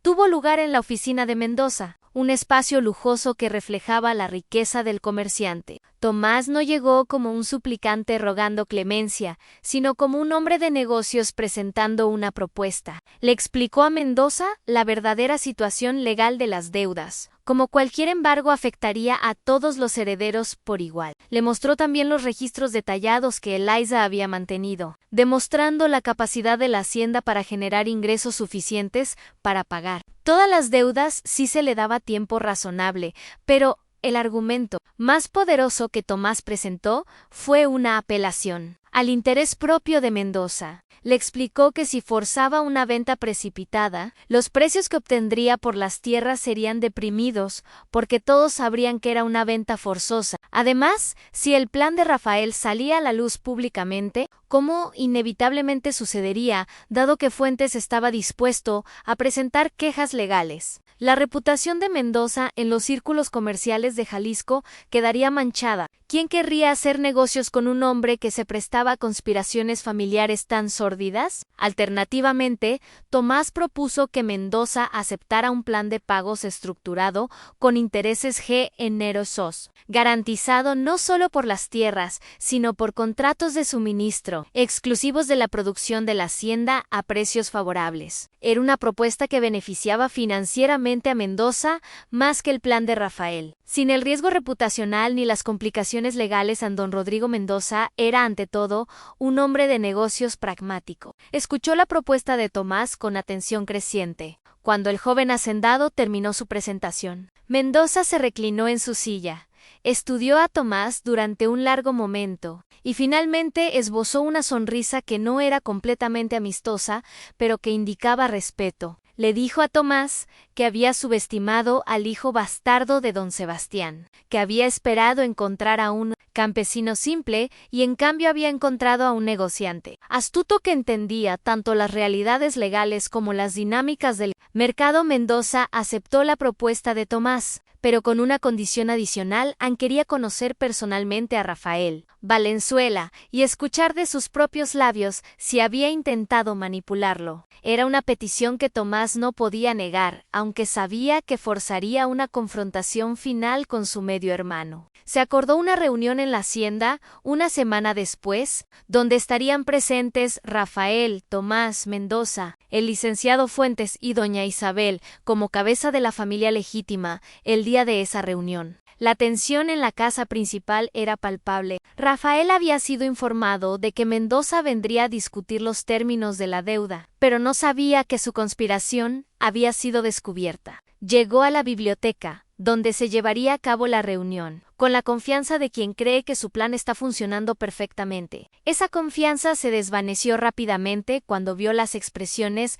en los rostros de los presentes en Mendoza. Sin rodeos ni cortesías innecesarias, confrontó a Rafael directamente. Le preguntó si era cierto que había contactado a intermediarios ofreciendo acuerdos secretos para forzar el embargo de las tierras de Tomás. Rafael, atrapado completamente por sorpresa, intentó negar inicialmente, pero Mendoza produjo cartas y documentos que probaban las comunicaciones. Había nombres de mensajeros, fechas específicas, detalles que solo alguien dentro de la familia podría haber proporcionado.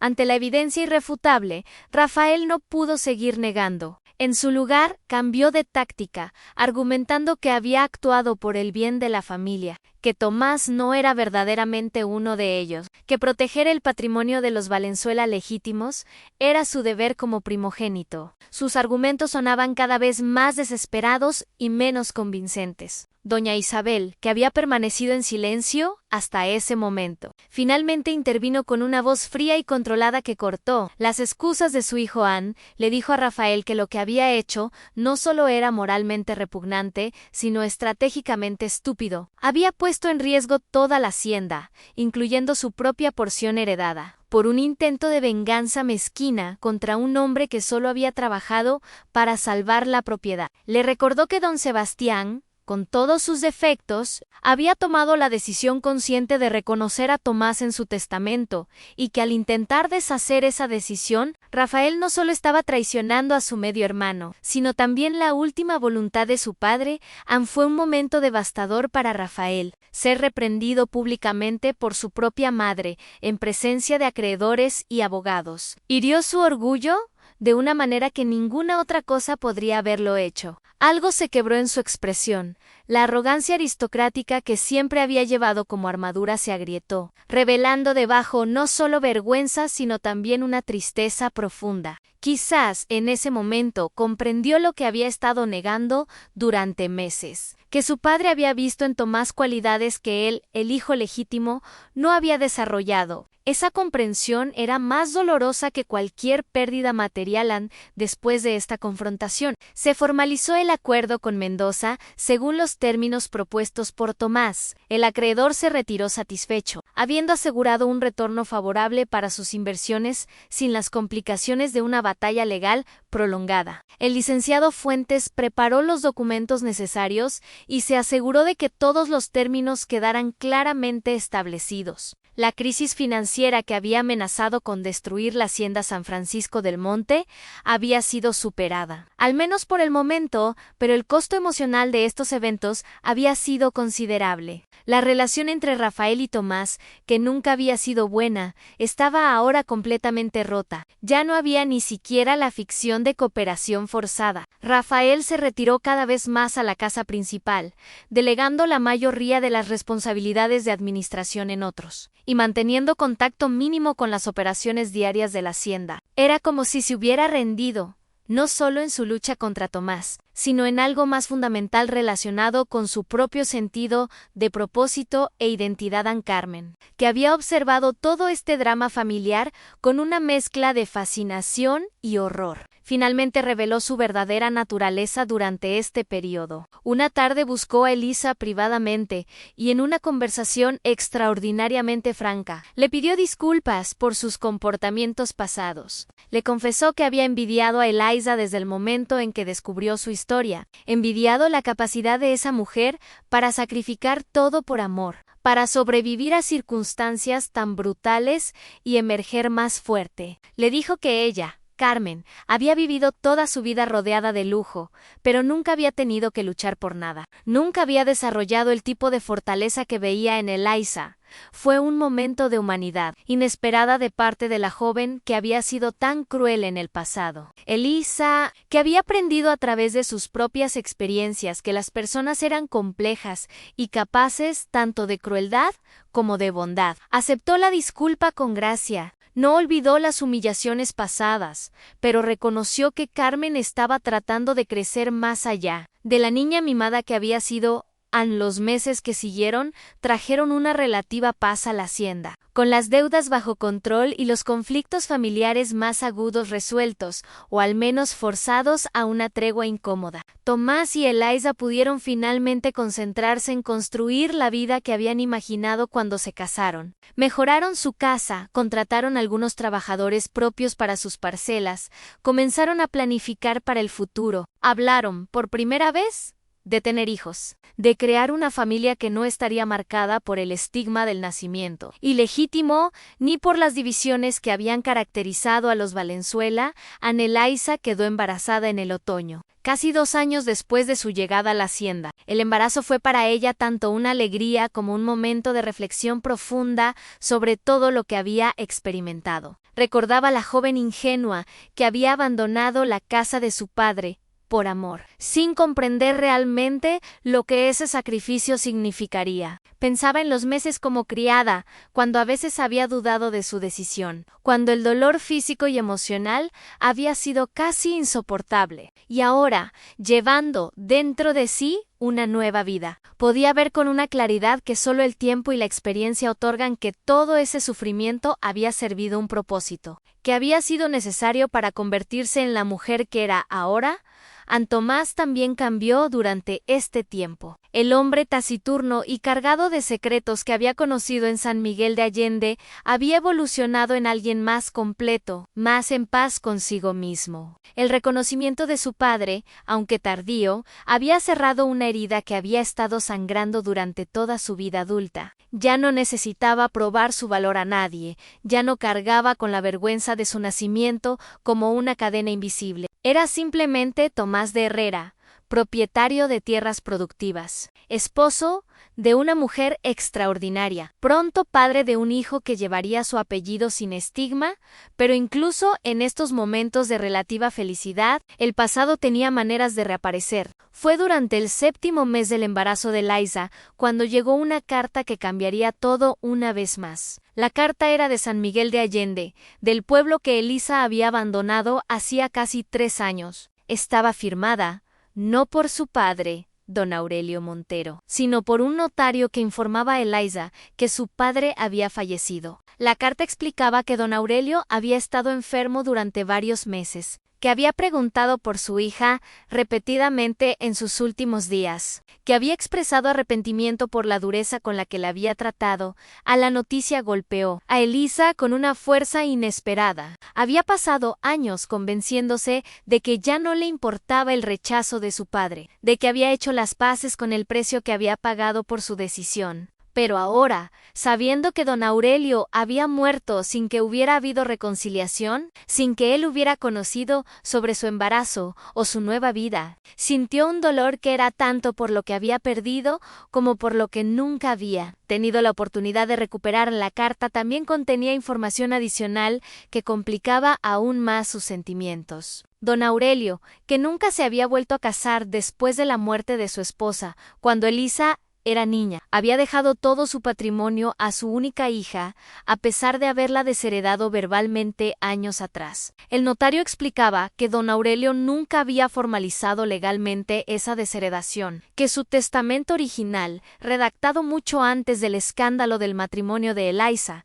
seguía vigente. Esto significaba que Elisa era ahora heredera de la fortuna de su padre, el negocio de comercio de plata, la casa en San Miguel de Allende, inversiones diversas. No era una fortuna comparable a la de las grandes haciendas, pero era considerable, suficiente para cambiar significativamente su situación económica. Antomás, al leer la carta junto con Elisa, vio las lágrimas en los ojos de su esposa y comprendió la complejidad de lo que estaba sintiendo. No era simplemente tristeza por la muerte de su padre, ni tampoco alegría por la herencia inesperada. Era algo más matizado, una mezcla de dolor por las oportunidades perdidas de reconciliación, gratitud por el hecho de que su padre nunca la había desheredado legalmente a pesar de sus palabras duras, y una sensación de cierre que era tanto liberadora como melancólica. Viajaron a San Miguel de Allende para el funeral y para manejar los asuntos del patrimonio. Fue un viaje cargado emocionalmente para Elisa. Regresar al pueblo donde había crecido, donde había sido feliz una vez, donde había tomado la decisión que había alterado el curso de su vida. Las personas que la habían conocido antes, que habían murmurado escandalizadas sobre su matrimonio inapropiado, ahora la miraban con una mezcla de curiosidad y respeto. Ya no era la muchacha rebelde que había deshonrado a su familia, era una mujer embarazada, acompañada por su esposo, que claramente era un hombre de propiedad y respetabilidad, regresando para reclamar su herencia legítima. El funeral fue una ceremonia modesta, pero digna. Algunas de las familias que habían sido amigas de don Aurelio asistieron, aunque muchas mantenían distancia de Elisa, aún incómodas con las circunstancias de su pasado. Pero Elisa ya no necesitaba su aprobación. Se paró junto a la tumba de su padre y le habló silenciosamente, perdonándolo por su dureza y pidiéndole perdón por el dolor que le había causado. Le dijo que había aprendido, a través de sus propias experiencias difíciles, que el amor y la familia eran más complicados de lo que había entendido en su juventud, que la rigidez de su padre había venido de un lugar de miedo a perder su posición social, un miedo que ella ahora podía comprender, aunque no justificara completamente sus acciones. Mientras estaban en San Miguel de Allende, manejando los asuntos del patrimonio de don Aurelio con el notario, algo extraordinario sucedió. Una mujer mayo, RC, acercó a Elisa en la plaza principal, una mujer que había sido amiga íntima de la madre difunta de Eliza. Esta mujer, doña Mercedes, le contó historias que Elisa nunca había escuchado sobre sus padres. Le habló de cómo su madre había sido también una joven de espíritu, rebelde que había querido casarse por amor con un hombre pobre, pero había cedido finalmente a la presión familiar y se había casado con don Aurelio en un matrimonio arreglado. Le contó cómo su madre había sido infeliz durante años, cómo había encontrado alegría solo cuando nació Elisa, y cómo había hecho que don Aurelio prometiera, en su lecho de muerte, que permitiría a su hija elegir su propio camino en la vida. Esta revelación cambió la comprensión que Elisa tenía de su propia historia. Don Aurelio no había sido simplemente un padre cruel y rígido. Había sido un hombre atrapado entre sus propias convicciones sociales y una promesa hecha a su esposa moribunda. Cuando Elisa había elegido casarse con Tomás, don Aurelio había reaccionado con dureza no solo porque amenazaba su reputación, sino porque veía en su hija la repetición del espíritu rebelde de su esposa, un espíritu que él había contribuido a sofocar y que secretamente admiraba y lamentaba haber destruido. Su rechazo de Elisa había sido, en cierto sentido, una proyección de sus propios arrepentimientos sobre las elecciones que había hecho en su propia vida. En este entendimiento no borraba el dolor que don Aurelio había causado, pero lo contextualizaba de una manera que permitía a Elisa encontrar paz. Comprendió que las historias familiares son complejas, que los padres son personas con sus propias heridas y limitaciones, que el amor puede expresarse de maneras imperfectas y a veces dolorosas. Regresó a la hacienda San Francisco del Monte con un sentimiento de resolución que no había esperado encontrar en la herencia de su padre.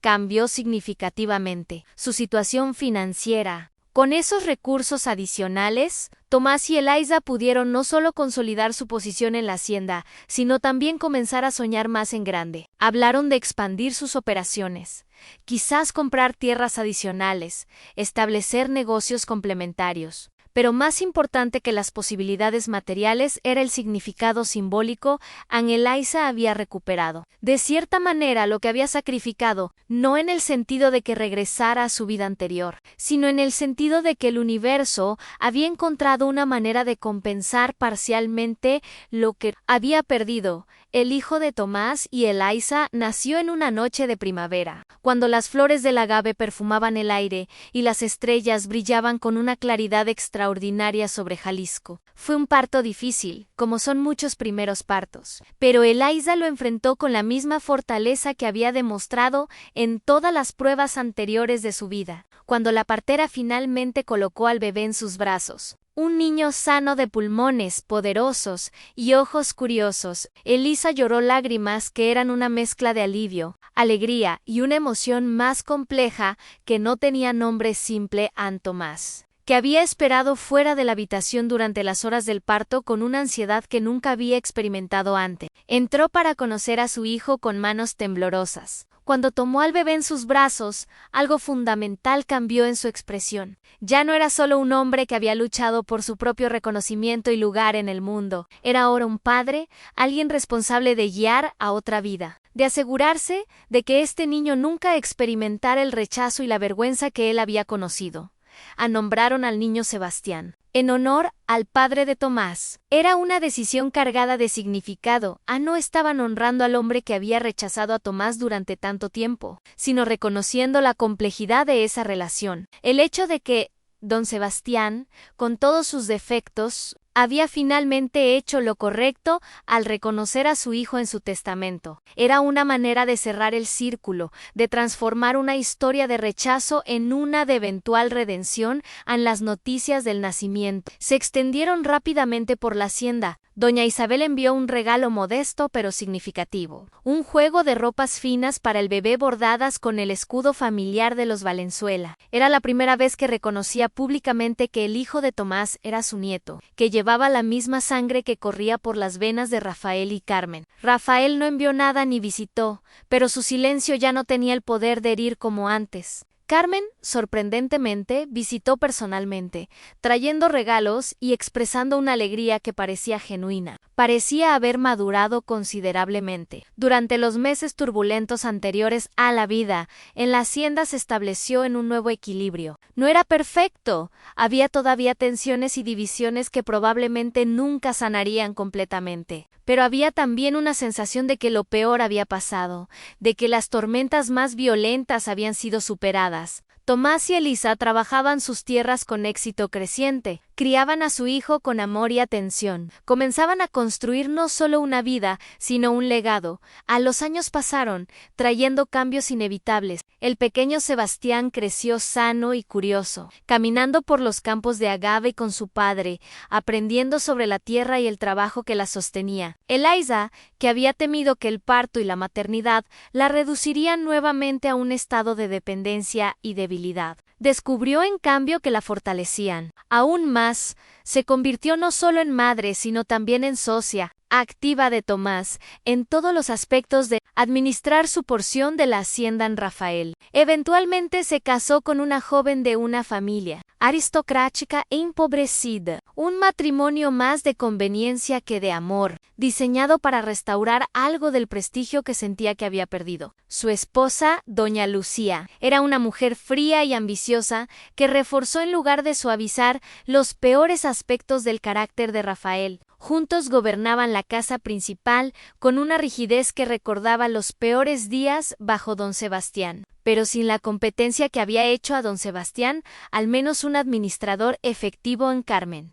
Por otro lado, sorprendió a todos al rechazar varios pretendientes apropiados y finalmente casarse con un maestro de escuela, un hombre educado pero de medios modestos que compartía su interés creciente por la reforma social y la educación. Fue otra pequeña rebelión dentro de la familia Valenzuela, aunque una que causó menos escándalo que el matrimonio de Tomás y Elisa años atrás. Carmen y su esposo establecieron una escuela en el pueblo cercano, educando no solo a los hijos de las familias acomodadas, sino también a los niños de los trabajadores de la hacienda. Un acto de progresismo que era notable para esa época y lugar andoña. Isabel envejeció con la dignidad que siempre había mantenido. Aunque había en ella una melancolía que no había estado presente en sus años más jóvenes, quizás lamentaba las divisiones de su familia, quizás reflexionaba sobre las elecciones que había hecho y apoyado durante su vida. En sus últimos años, desarrolló una relación distante pero no hostil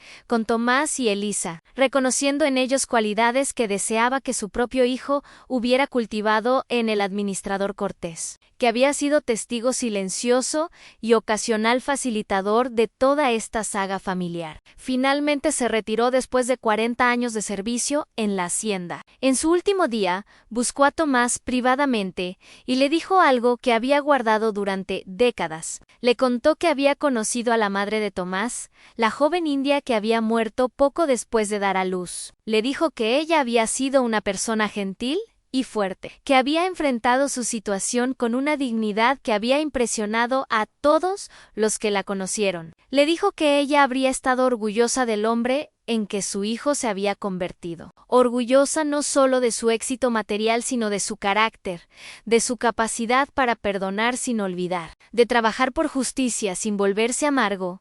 Estas palabras, viniendo de un hombre que nunca había sido dado a sentimentalismos, tocaron profundamente a Tomás. Era otra forma de cierre, otra manera en que su pasado, con todos sus dolores y misterios, encontraba resolución. Cortés le entregó también un pequeño objeto que había guardado todos esos años en un simple medallón que había pertenecido a la madre de Tomás, con una imagen descolorida de la Virgen de Guadalupe. Era uno de los pocos objetos materiales que Tomás tenía de la mujer que le había dado la vida, pero que nunca había podido conocer.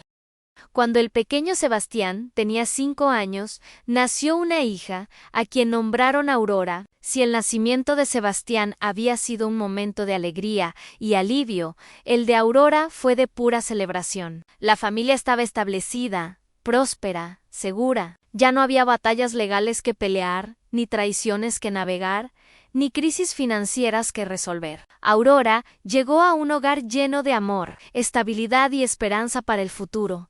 La niña creció hermosa e inteligente, con los ojos oscuros de su padre y la gracia de su madre. Tomás, que había sido negado el afecto paterno durante su propia infancia, derramaba amor en sus hijos de una manera que a veces sorprendía incluso a Eliza.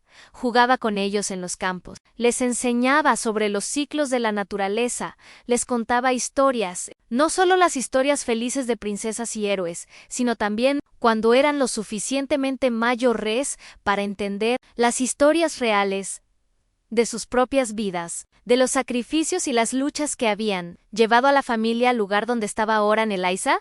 Insistió en que ambos niños recibieran educación formal, contratando a tutores cuando fue necesario. Quería que Sebastián y Aurora tuvieran opciones en sus vidas, que no estuvieran limitados por su nacimiento o circunstancias como ella y Tomás habían estado. Sebastián mostró aptitud para las matemáticas y la administración, heredando el talento natural de su padre para entender la tierra y los negocios. Aurora, por otro lado, desarrolló una pasión por la literatura y las lenguas, recordando a Eliza de su propia juventud cuando los libros habían sido su refugio y su ventana a mundos más amplios. A los años continuaron pasando, trayendo consigo los ritmos normales de la vida en cosechas abundantes y ocasionales sequías, celebraciones y duelos, éxitos pequeños y contratiempos menores. La hacienda San Francisco del Monte permanecía dividida entre las porciones de Rafael y Tomás, pero ambas mitades funcionaban, cada una reflejando el carácter de su dueño. Las tierras de Rafael eran administradas de manera conservadora, manteniendo las tradiciones antiguas, resistiéndose a la modernización. Las de Tomás adoptaban nuevas técnicas agrícolas, experimentaban con cultivos diferentes, reflejaban una apertura al cambio y al progreso. Cuando Sebastián tenía 15 años y Aurora 10, ocurrió un evento que trajo el pasado de vuelta de manera inesperada. Rafael, que nunca había sido particularmente saludable y cuyo estilo de vida había incluido excesos de alcohol y rica comida, sufrió una enfermedad seria. Los médicos que lo atendieron fueron pesimistas sobre sus posibilidades de recuperación. Doña Lucía, su esposa, entró en pánico no tanto por preocupación genuina por su marido, sino por miedo a lo que le sucedería a ella y a sus 2 hijos pequeños. Sí, Rafael y doña Lucía habían tenido 2 hijos, pero ninguno había mostrado particular interés o aptitud por la administración de la hacienda. El mayor apenas tenía 12 años, demasiado joven para asumir las responsabilidades que vendrían con la herencia de su padre. Doña Lucía, confrontando la posibilidad muy real de viudez, se vio obligada a hacer algo que nunca había imaginado: pedir ayuda a Tomás.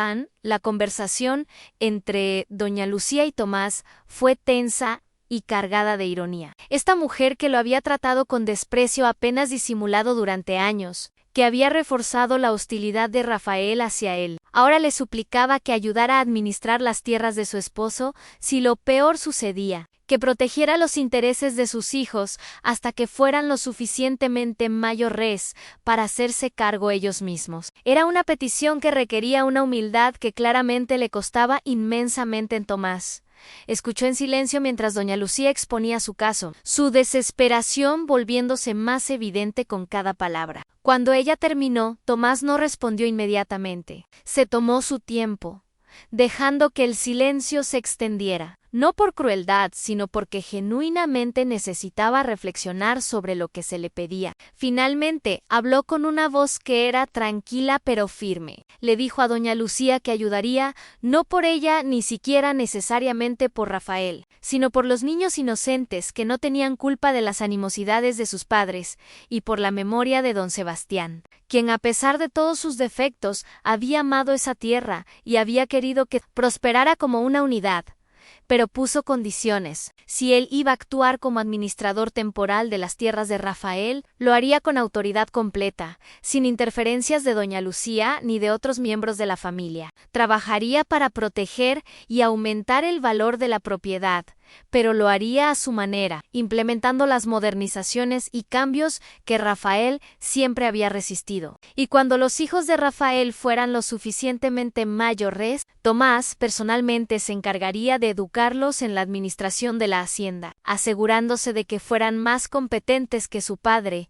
Había sido doña Lucía, no tenía opción más que aceptar. Rafael languideció durante semanas en su cama, oscilando entre la vida y la muerte, mientras los médicos hacían lo poco que podían con los conocimientos limitados de la época. Durante ese tiempo, Tomás asumió efectivamente el control de toda la hacienda San Francisco del Monte, unificándola bajo una administración coherente por primera vez desde la muerte de don Sebastián años atrás a los trabajadores, que habían vivido bajo el sistema dividido durante tanto tiempo, respondieron positivamente a la unificación. Tomás era conocido por ser justo, exigente pero generoso.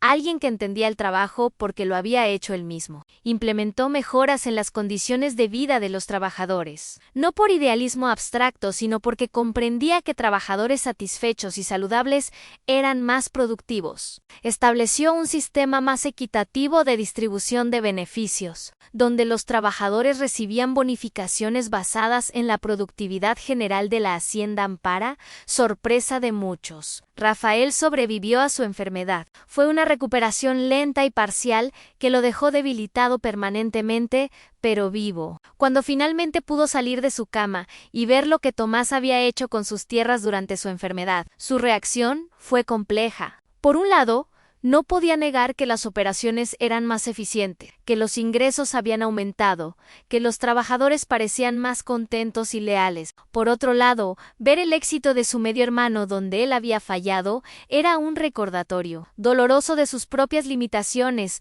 en una tarde de otoño. Rafael buscó a Tomás en los campos donde estaba supervisando la cosecha. Fue la primera conversación verdadera y privada que los dos hermanos habían tenido en años. Rafael comenzó torpemente, sin las habilidades sociales para expresar lo que sentía. Finalmente, con palabras que claramente le costaban pronunciar, le agradeció a Tomás por haber mantenido la hacienda funcionando, por no haber aprovechado su vulnerabilidad para tomar control permanente, por haber protegido los intereses de sus hijos.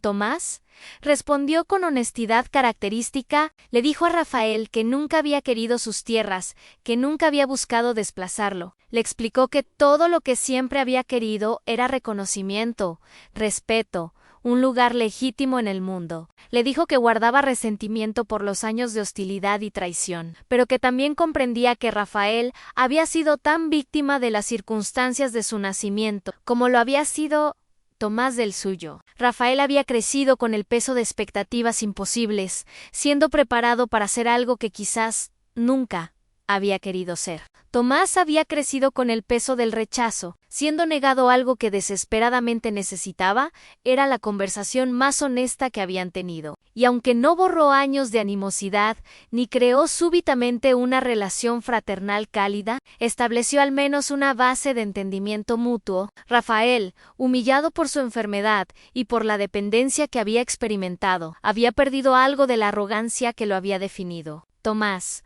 fortalecido por años de éxitos y por la seguridad de su propia posición, podía permitirse ser Ge Enero Sou sin sentirse amenazado. En los años siguientes, se desarrolló entre ellos no exactamente una amistad, pero sí una relación de trabajo funcional basada en respeto mutuo ganado con dificultad. Tomás devolvió gradualmente la administración de las tierras de Rafael, pero manteniendo un rol consultivo que Rafael ahora aceptaba sin resentimiento. Las dos mitades de la hacienda comenzaron a cooperar más estrechamente, compartiendo recursos y conocimientos de maneras que beneficiaban a ambas. Doña Isabel, ahora una anciana, en los últimos años de su vida, observaba estos desarrollos con una mezcla de alivio y melancolía. En conversaciones privadas con Elisa, a quien había llegado a respetar profundamente a pesar de sus prejuicios iniciales, admitió que lamentaba muchas de las posturas que había tomado años atrás. Le confió que había sido prisionera de las expectativas sociales tanto como cualquiera,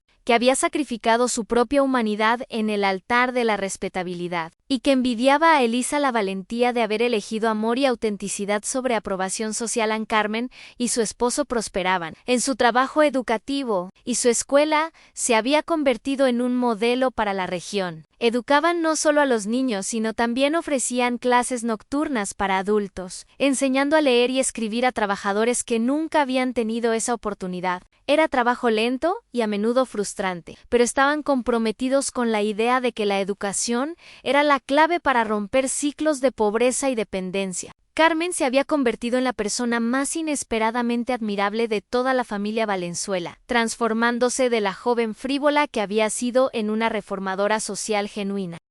Los hijos de Tomás y Elisa crecían saludables y bien educados. Sebastián, ahora un joven de 20 años, había asumido responsabilidades crecientes en la administración de las tierras de su padre. Había estudiado durante un año en la capital, aprendiendo técnicas agrícolas modernas y contabilidad avanzada, y había regresado lleno de ideas para mejorar aún más las operaciones. Aurora, de 15 años, había demostrado un talento notable para los idiomas y la escritura. Carmen, reconociendo su don, le había ofrecido trabajo como asistente en la escuela, enseñando español y gramática a los niños mayores.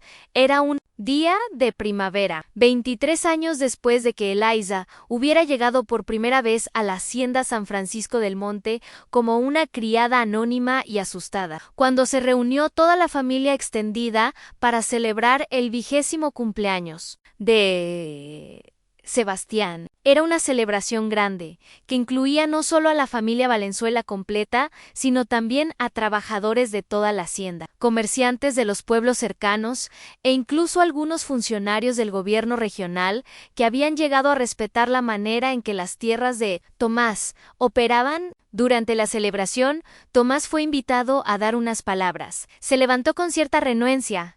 Nunca había sido dado a discursos públicos, pero la ocasión lo demandaba. Habló brevemente sobre su hijo, sobre el orgullo que sentía al ver al joven hombre en que se había convertido. Pero luego su discurso tomó un giro más reflexivo. Habló sobre el viaje que él y Elisa habían emprendido más de 2 décadas atrás, sobre las pruebas que habían enfrentado, sobre las lecciones que habían aprendido. Les dijo a los reunidos que había aprendido que la verdadera nobleza no estaba en los apellidos ni en los títulos, sino en cómo uno trataba a los demás, especialmente a aquellos con menos poder. Les dijo que había aprendido que el sufrimiento, aunque doloroso y a menudo injusto, podía ser también transformador si uno elegía no permitir que lo amargara. Les dijo que había aprendido que el perdón no significaba olvidar ni excusar las injusticias, sino liberarse del peso de la venganza para poder vivir plenamente. Habló sobre Elisa, y aquí su voz se quebró ligeramente con emoción. Le agradeció por haber apostado todo en él, cuando no era más que un trabajador sin nombre, por haber soportado junto a él años de humillación y lucha, por haber sido no solo su esposa, sino su socia, su confidente, su ancla en las tormentas más violentas. Le dijo frente a todos los reunidos que todo lo que había logrado, todo lo que poseía, significaba nada comparado con el privilegio de haber compartido su vida con ella. Elisa, sentada entre la audiencia con lágrimas fluyendo libremente por sus mejillas, recordó en ese momento todo el camino que habían recorrido. Recordó a la joven ingenua que había sido, creyendo que el amor era suficiente para superar cualquier obstáculo. Recordó los meses de desesperación en los barracones de servicio, cuando había dudado de cada decisión que había tomado. Recordó el día en que Tomás finalmente le había revelado su secreto, y cómo ese momento de vulnerabilidad compartida había profundizado su conexión más allá de lo que el romance inicial había logrado. Recordó el nacimiento de sus hijos, las batallas legales, las traiciones y reconciliaciones, cada momento de dolor y de alegría que había construido la vida que ahora tenían. Miró alrededor de la celebración, vio a sus hijos adultos radiantes de salud y felicidad. Vio a los trabajadores de la hacienda disfrutando de la fiesta con una libertad que no habían tenido en los viejos tiempos bajo don Sebastián. Vio incluso a Rafael y su familia participando de manera genuina, aunque todavía un poco rígida, y comprendió algo fundamental. El destino no era simplemente lo que te sucedía, sino lo que hacías con lo que te sucedía. Ella y Tomás habían sido golpeados por circunstancias que fácilmente podrían haberlos destruido, pero habían elegido, una y otra vez, luchar por su dignidad, por su amor, por su derecho a existir en el mundo en sus propios términos. La redención, comprendió, no era un evento único, sino un proceso continuo. No era suficiente simplemente sobrevivir a las pruebas o ganar las batallas legales. La verdadera redención estaba en convertirse en personas que pudieran mirar atrás, a todo lo que habían soportado y sentir que había valido la pena, que habían crecido en lugar de encogerse, que habían encontrado significado en lugar de amargura. Cuando la celebración terminó esa noche y los invitados se retiraron gradualmente, Tomás y Eliza caminaron juntos hacia su casa, la casa que habían construido en las tierras heredadas de don Sebastián. La luna llena iluminaba los campos de agave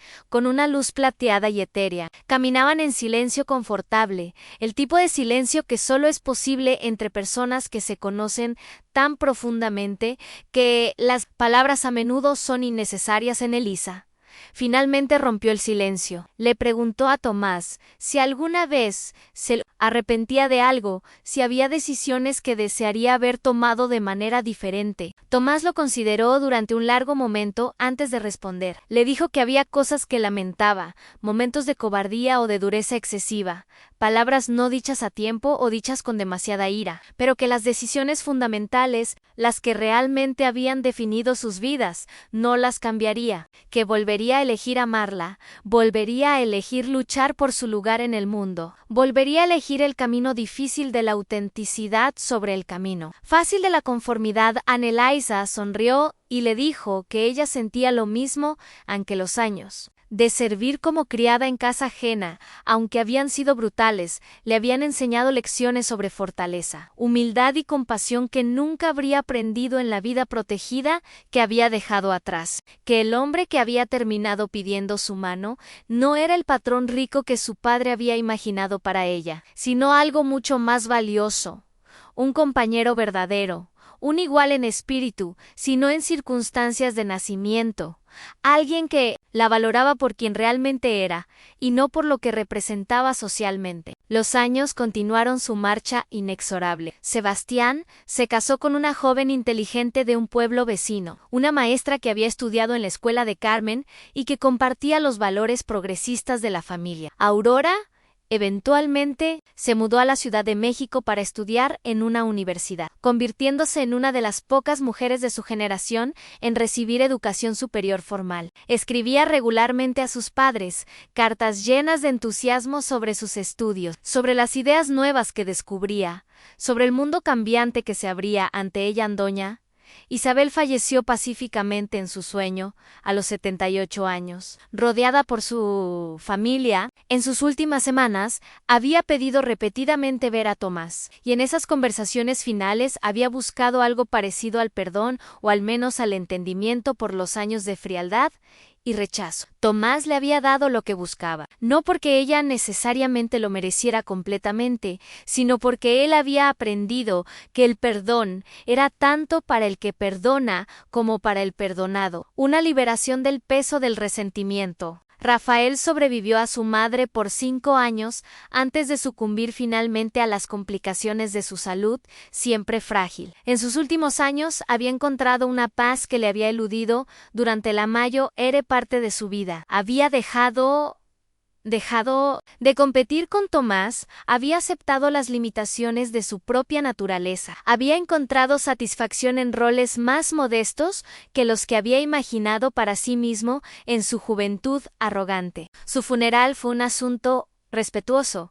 pero no particularmente emotivo. El tipo de despedida que se da a un hombre que fue más producto de su época y circunstancias que un individuo particularmente memorable con la muerte de Rafael. Tomás se convirtió en el miembro senior vivo de la familia Valenzuela, una ironía que no pasó desapercibida para nadie. Los hijos de Rafael, ahora adultos jóvenes educados por Tomás, según su promesa a doña Lucía años atrás, le trataban con un respeto que rayaba en la veneración. Habían aprendido de él no solo cómo administrar tierras, sino lecciones más importantes sobre carácter, integridad y la importancia de tratar a todas las personas con dignidad sin importar su posición social. Tomás y Eliza envejecieron juntos con la gracia que viene de haber enfrentado y superado pruebas extremas en la juventud. Sus cuerpos se volvieron más frágiles, sus movimientos más lentos, pero sus mentes permanecían agudas y sus espíritus intactos. Pasaban sus días supervisando las operaciones de la hacienda, con participación cada vez más limitada a medida que Sebastián asumía más responsabilidades, disfrutando de sus nietos que llegaban regularmente, recibiendo visitas de Aurora cuando regresaba de la capital. En sus últimos años, Eliza comenzó a escribir sus memorias, no para publicación, sino como legado para sus descendientes. Quería que las futuras generaciones conocieran la historia completa, entendieran las pruebas que sus abuelos habían enfrentado, apreciaran la libertad y las oportunidades que tenían precisamente porque otros habían luchado y sacrificado antes que ellos. Escribía a mano, lentamente, recordando cada detalle en la noche en que abandonó la casa de su padre, los meses como criada, el día en que Tomás reveló su secreto, las batallas legales, las reconciliaciones. Cada momento de dolor y triunfo que había construido su vida extraordinaria, Tomás. Leyendo las páginas que Eliza escribía, a veces se sorprendía por los detalles que ella recordaba, cosas que él había olvidado o nunca había notado. Veía su vida a través de los ojos de ella y comprendía dimensiones de su propia historia que no había apreciado completamente cuando las estaba viviendo. Había momentos en que Eliza capturaba algo sobre sus emociones o motivaciones con tal precisión que él se conmovía hasta las lágrimas, reconociendo verdades sobre sí mismo que nunca había articulado en una tarde de invierno. Cuando ambos tenían más de 60 años, se sentaron juntos en el porche de su casa, envueltos en mantas contra el frío suave del invierno de Jalisco, mirando el sol ponerse sobre los campos que habían trabajado durante décadas. Eliza había terminado de escribir sus memorias esa mañana, las últimas páginas que completaban la historia de sus vidas hasta ese momento presente.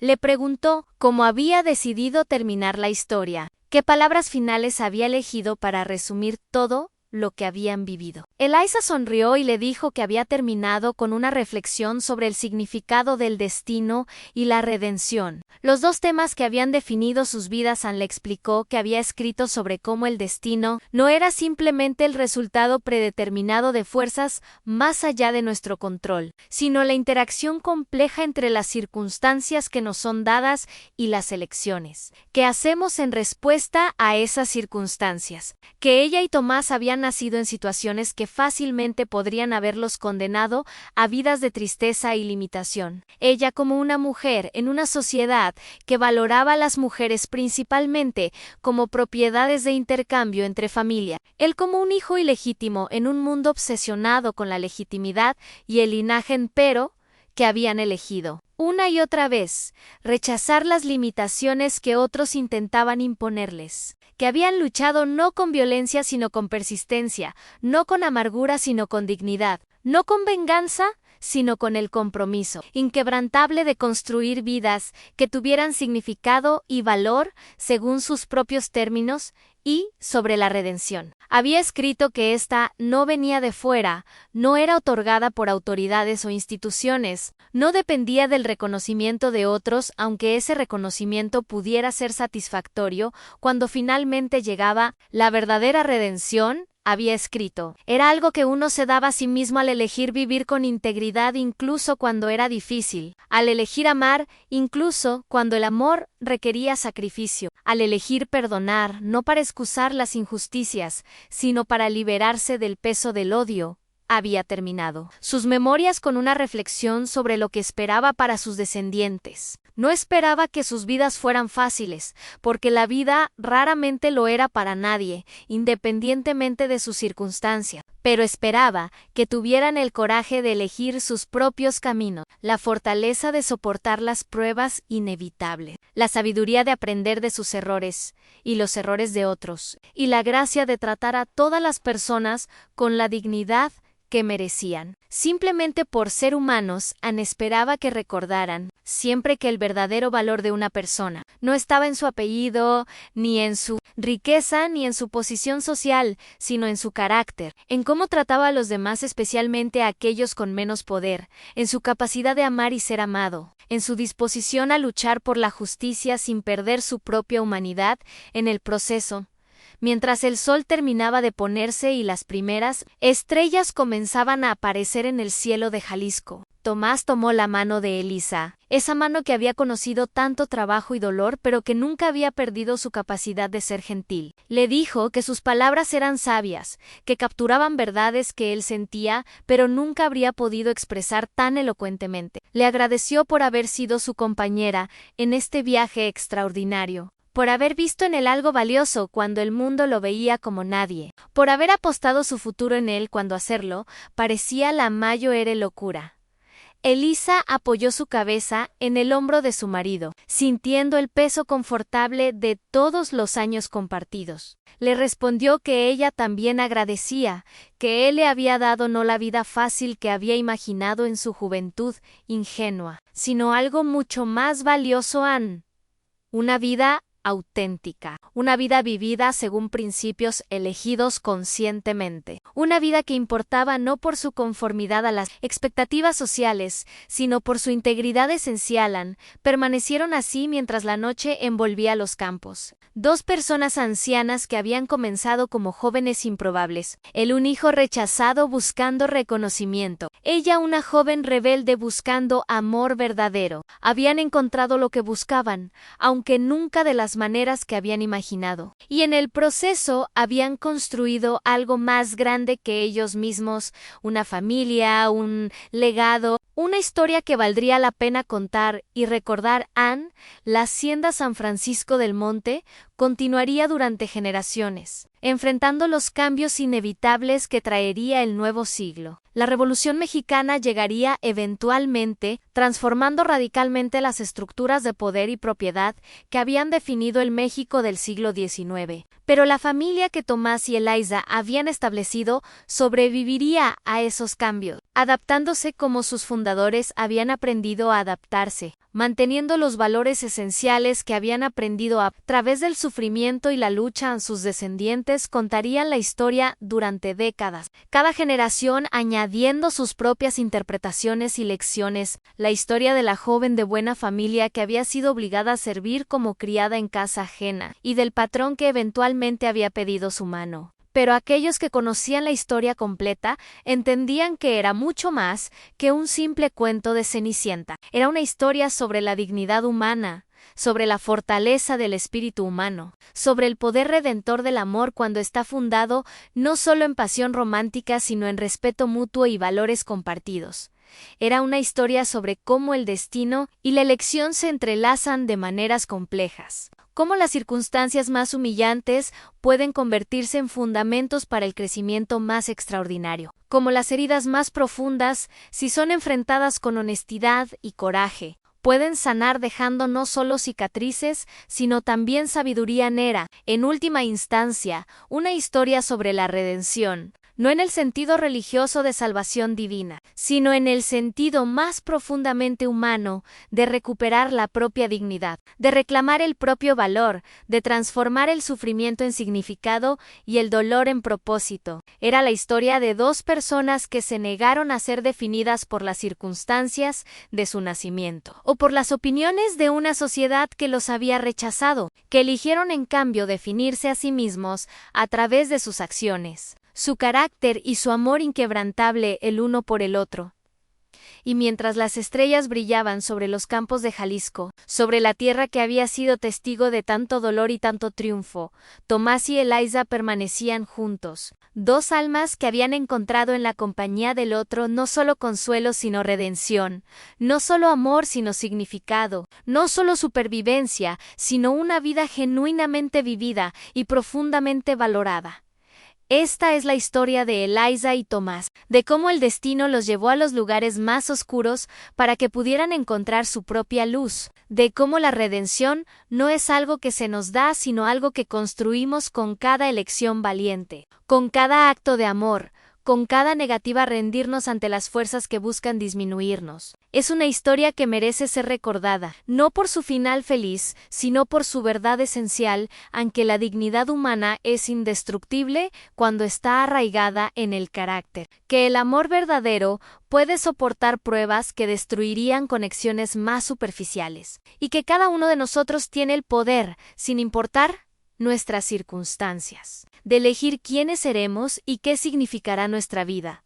Gracias por acompañarnos en este viaje a través del pasado, en esta historia de destino y redención. Si esta narrativa tocó tu corazón, te invito a compartirla con otros que puedan encontrar en ella inspiración o consuelo. Déjanos en los comentarios qué parte de la historia resonó más contigo, qué lecciones extraes para tu propia vida. Y recuerda suscribirte a nuestro canal para más historias que celebran la resistencia del espíritu humano, la complejidad de nuestras vidas y la posibilidad siempre presente de redención, incluso en las circunstancias más difíciles. Hasta la próxima historia.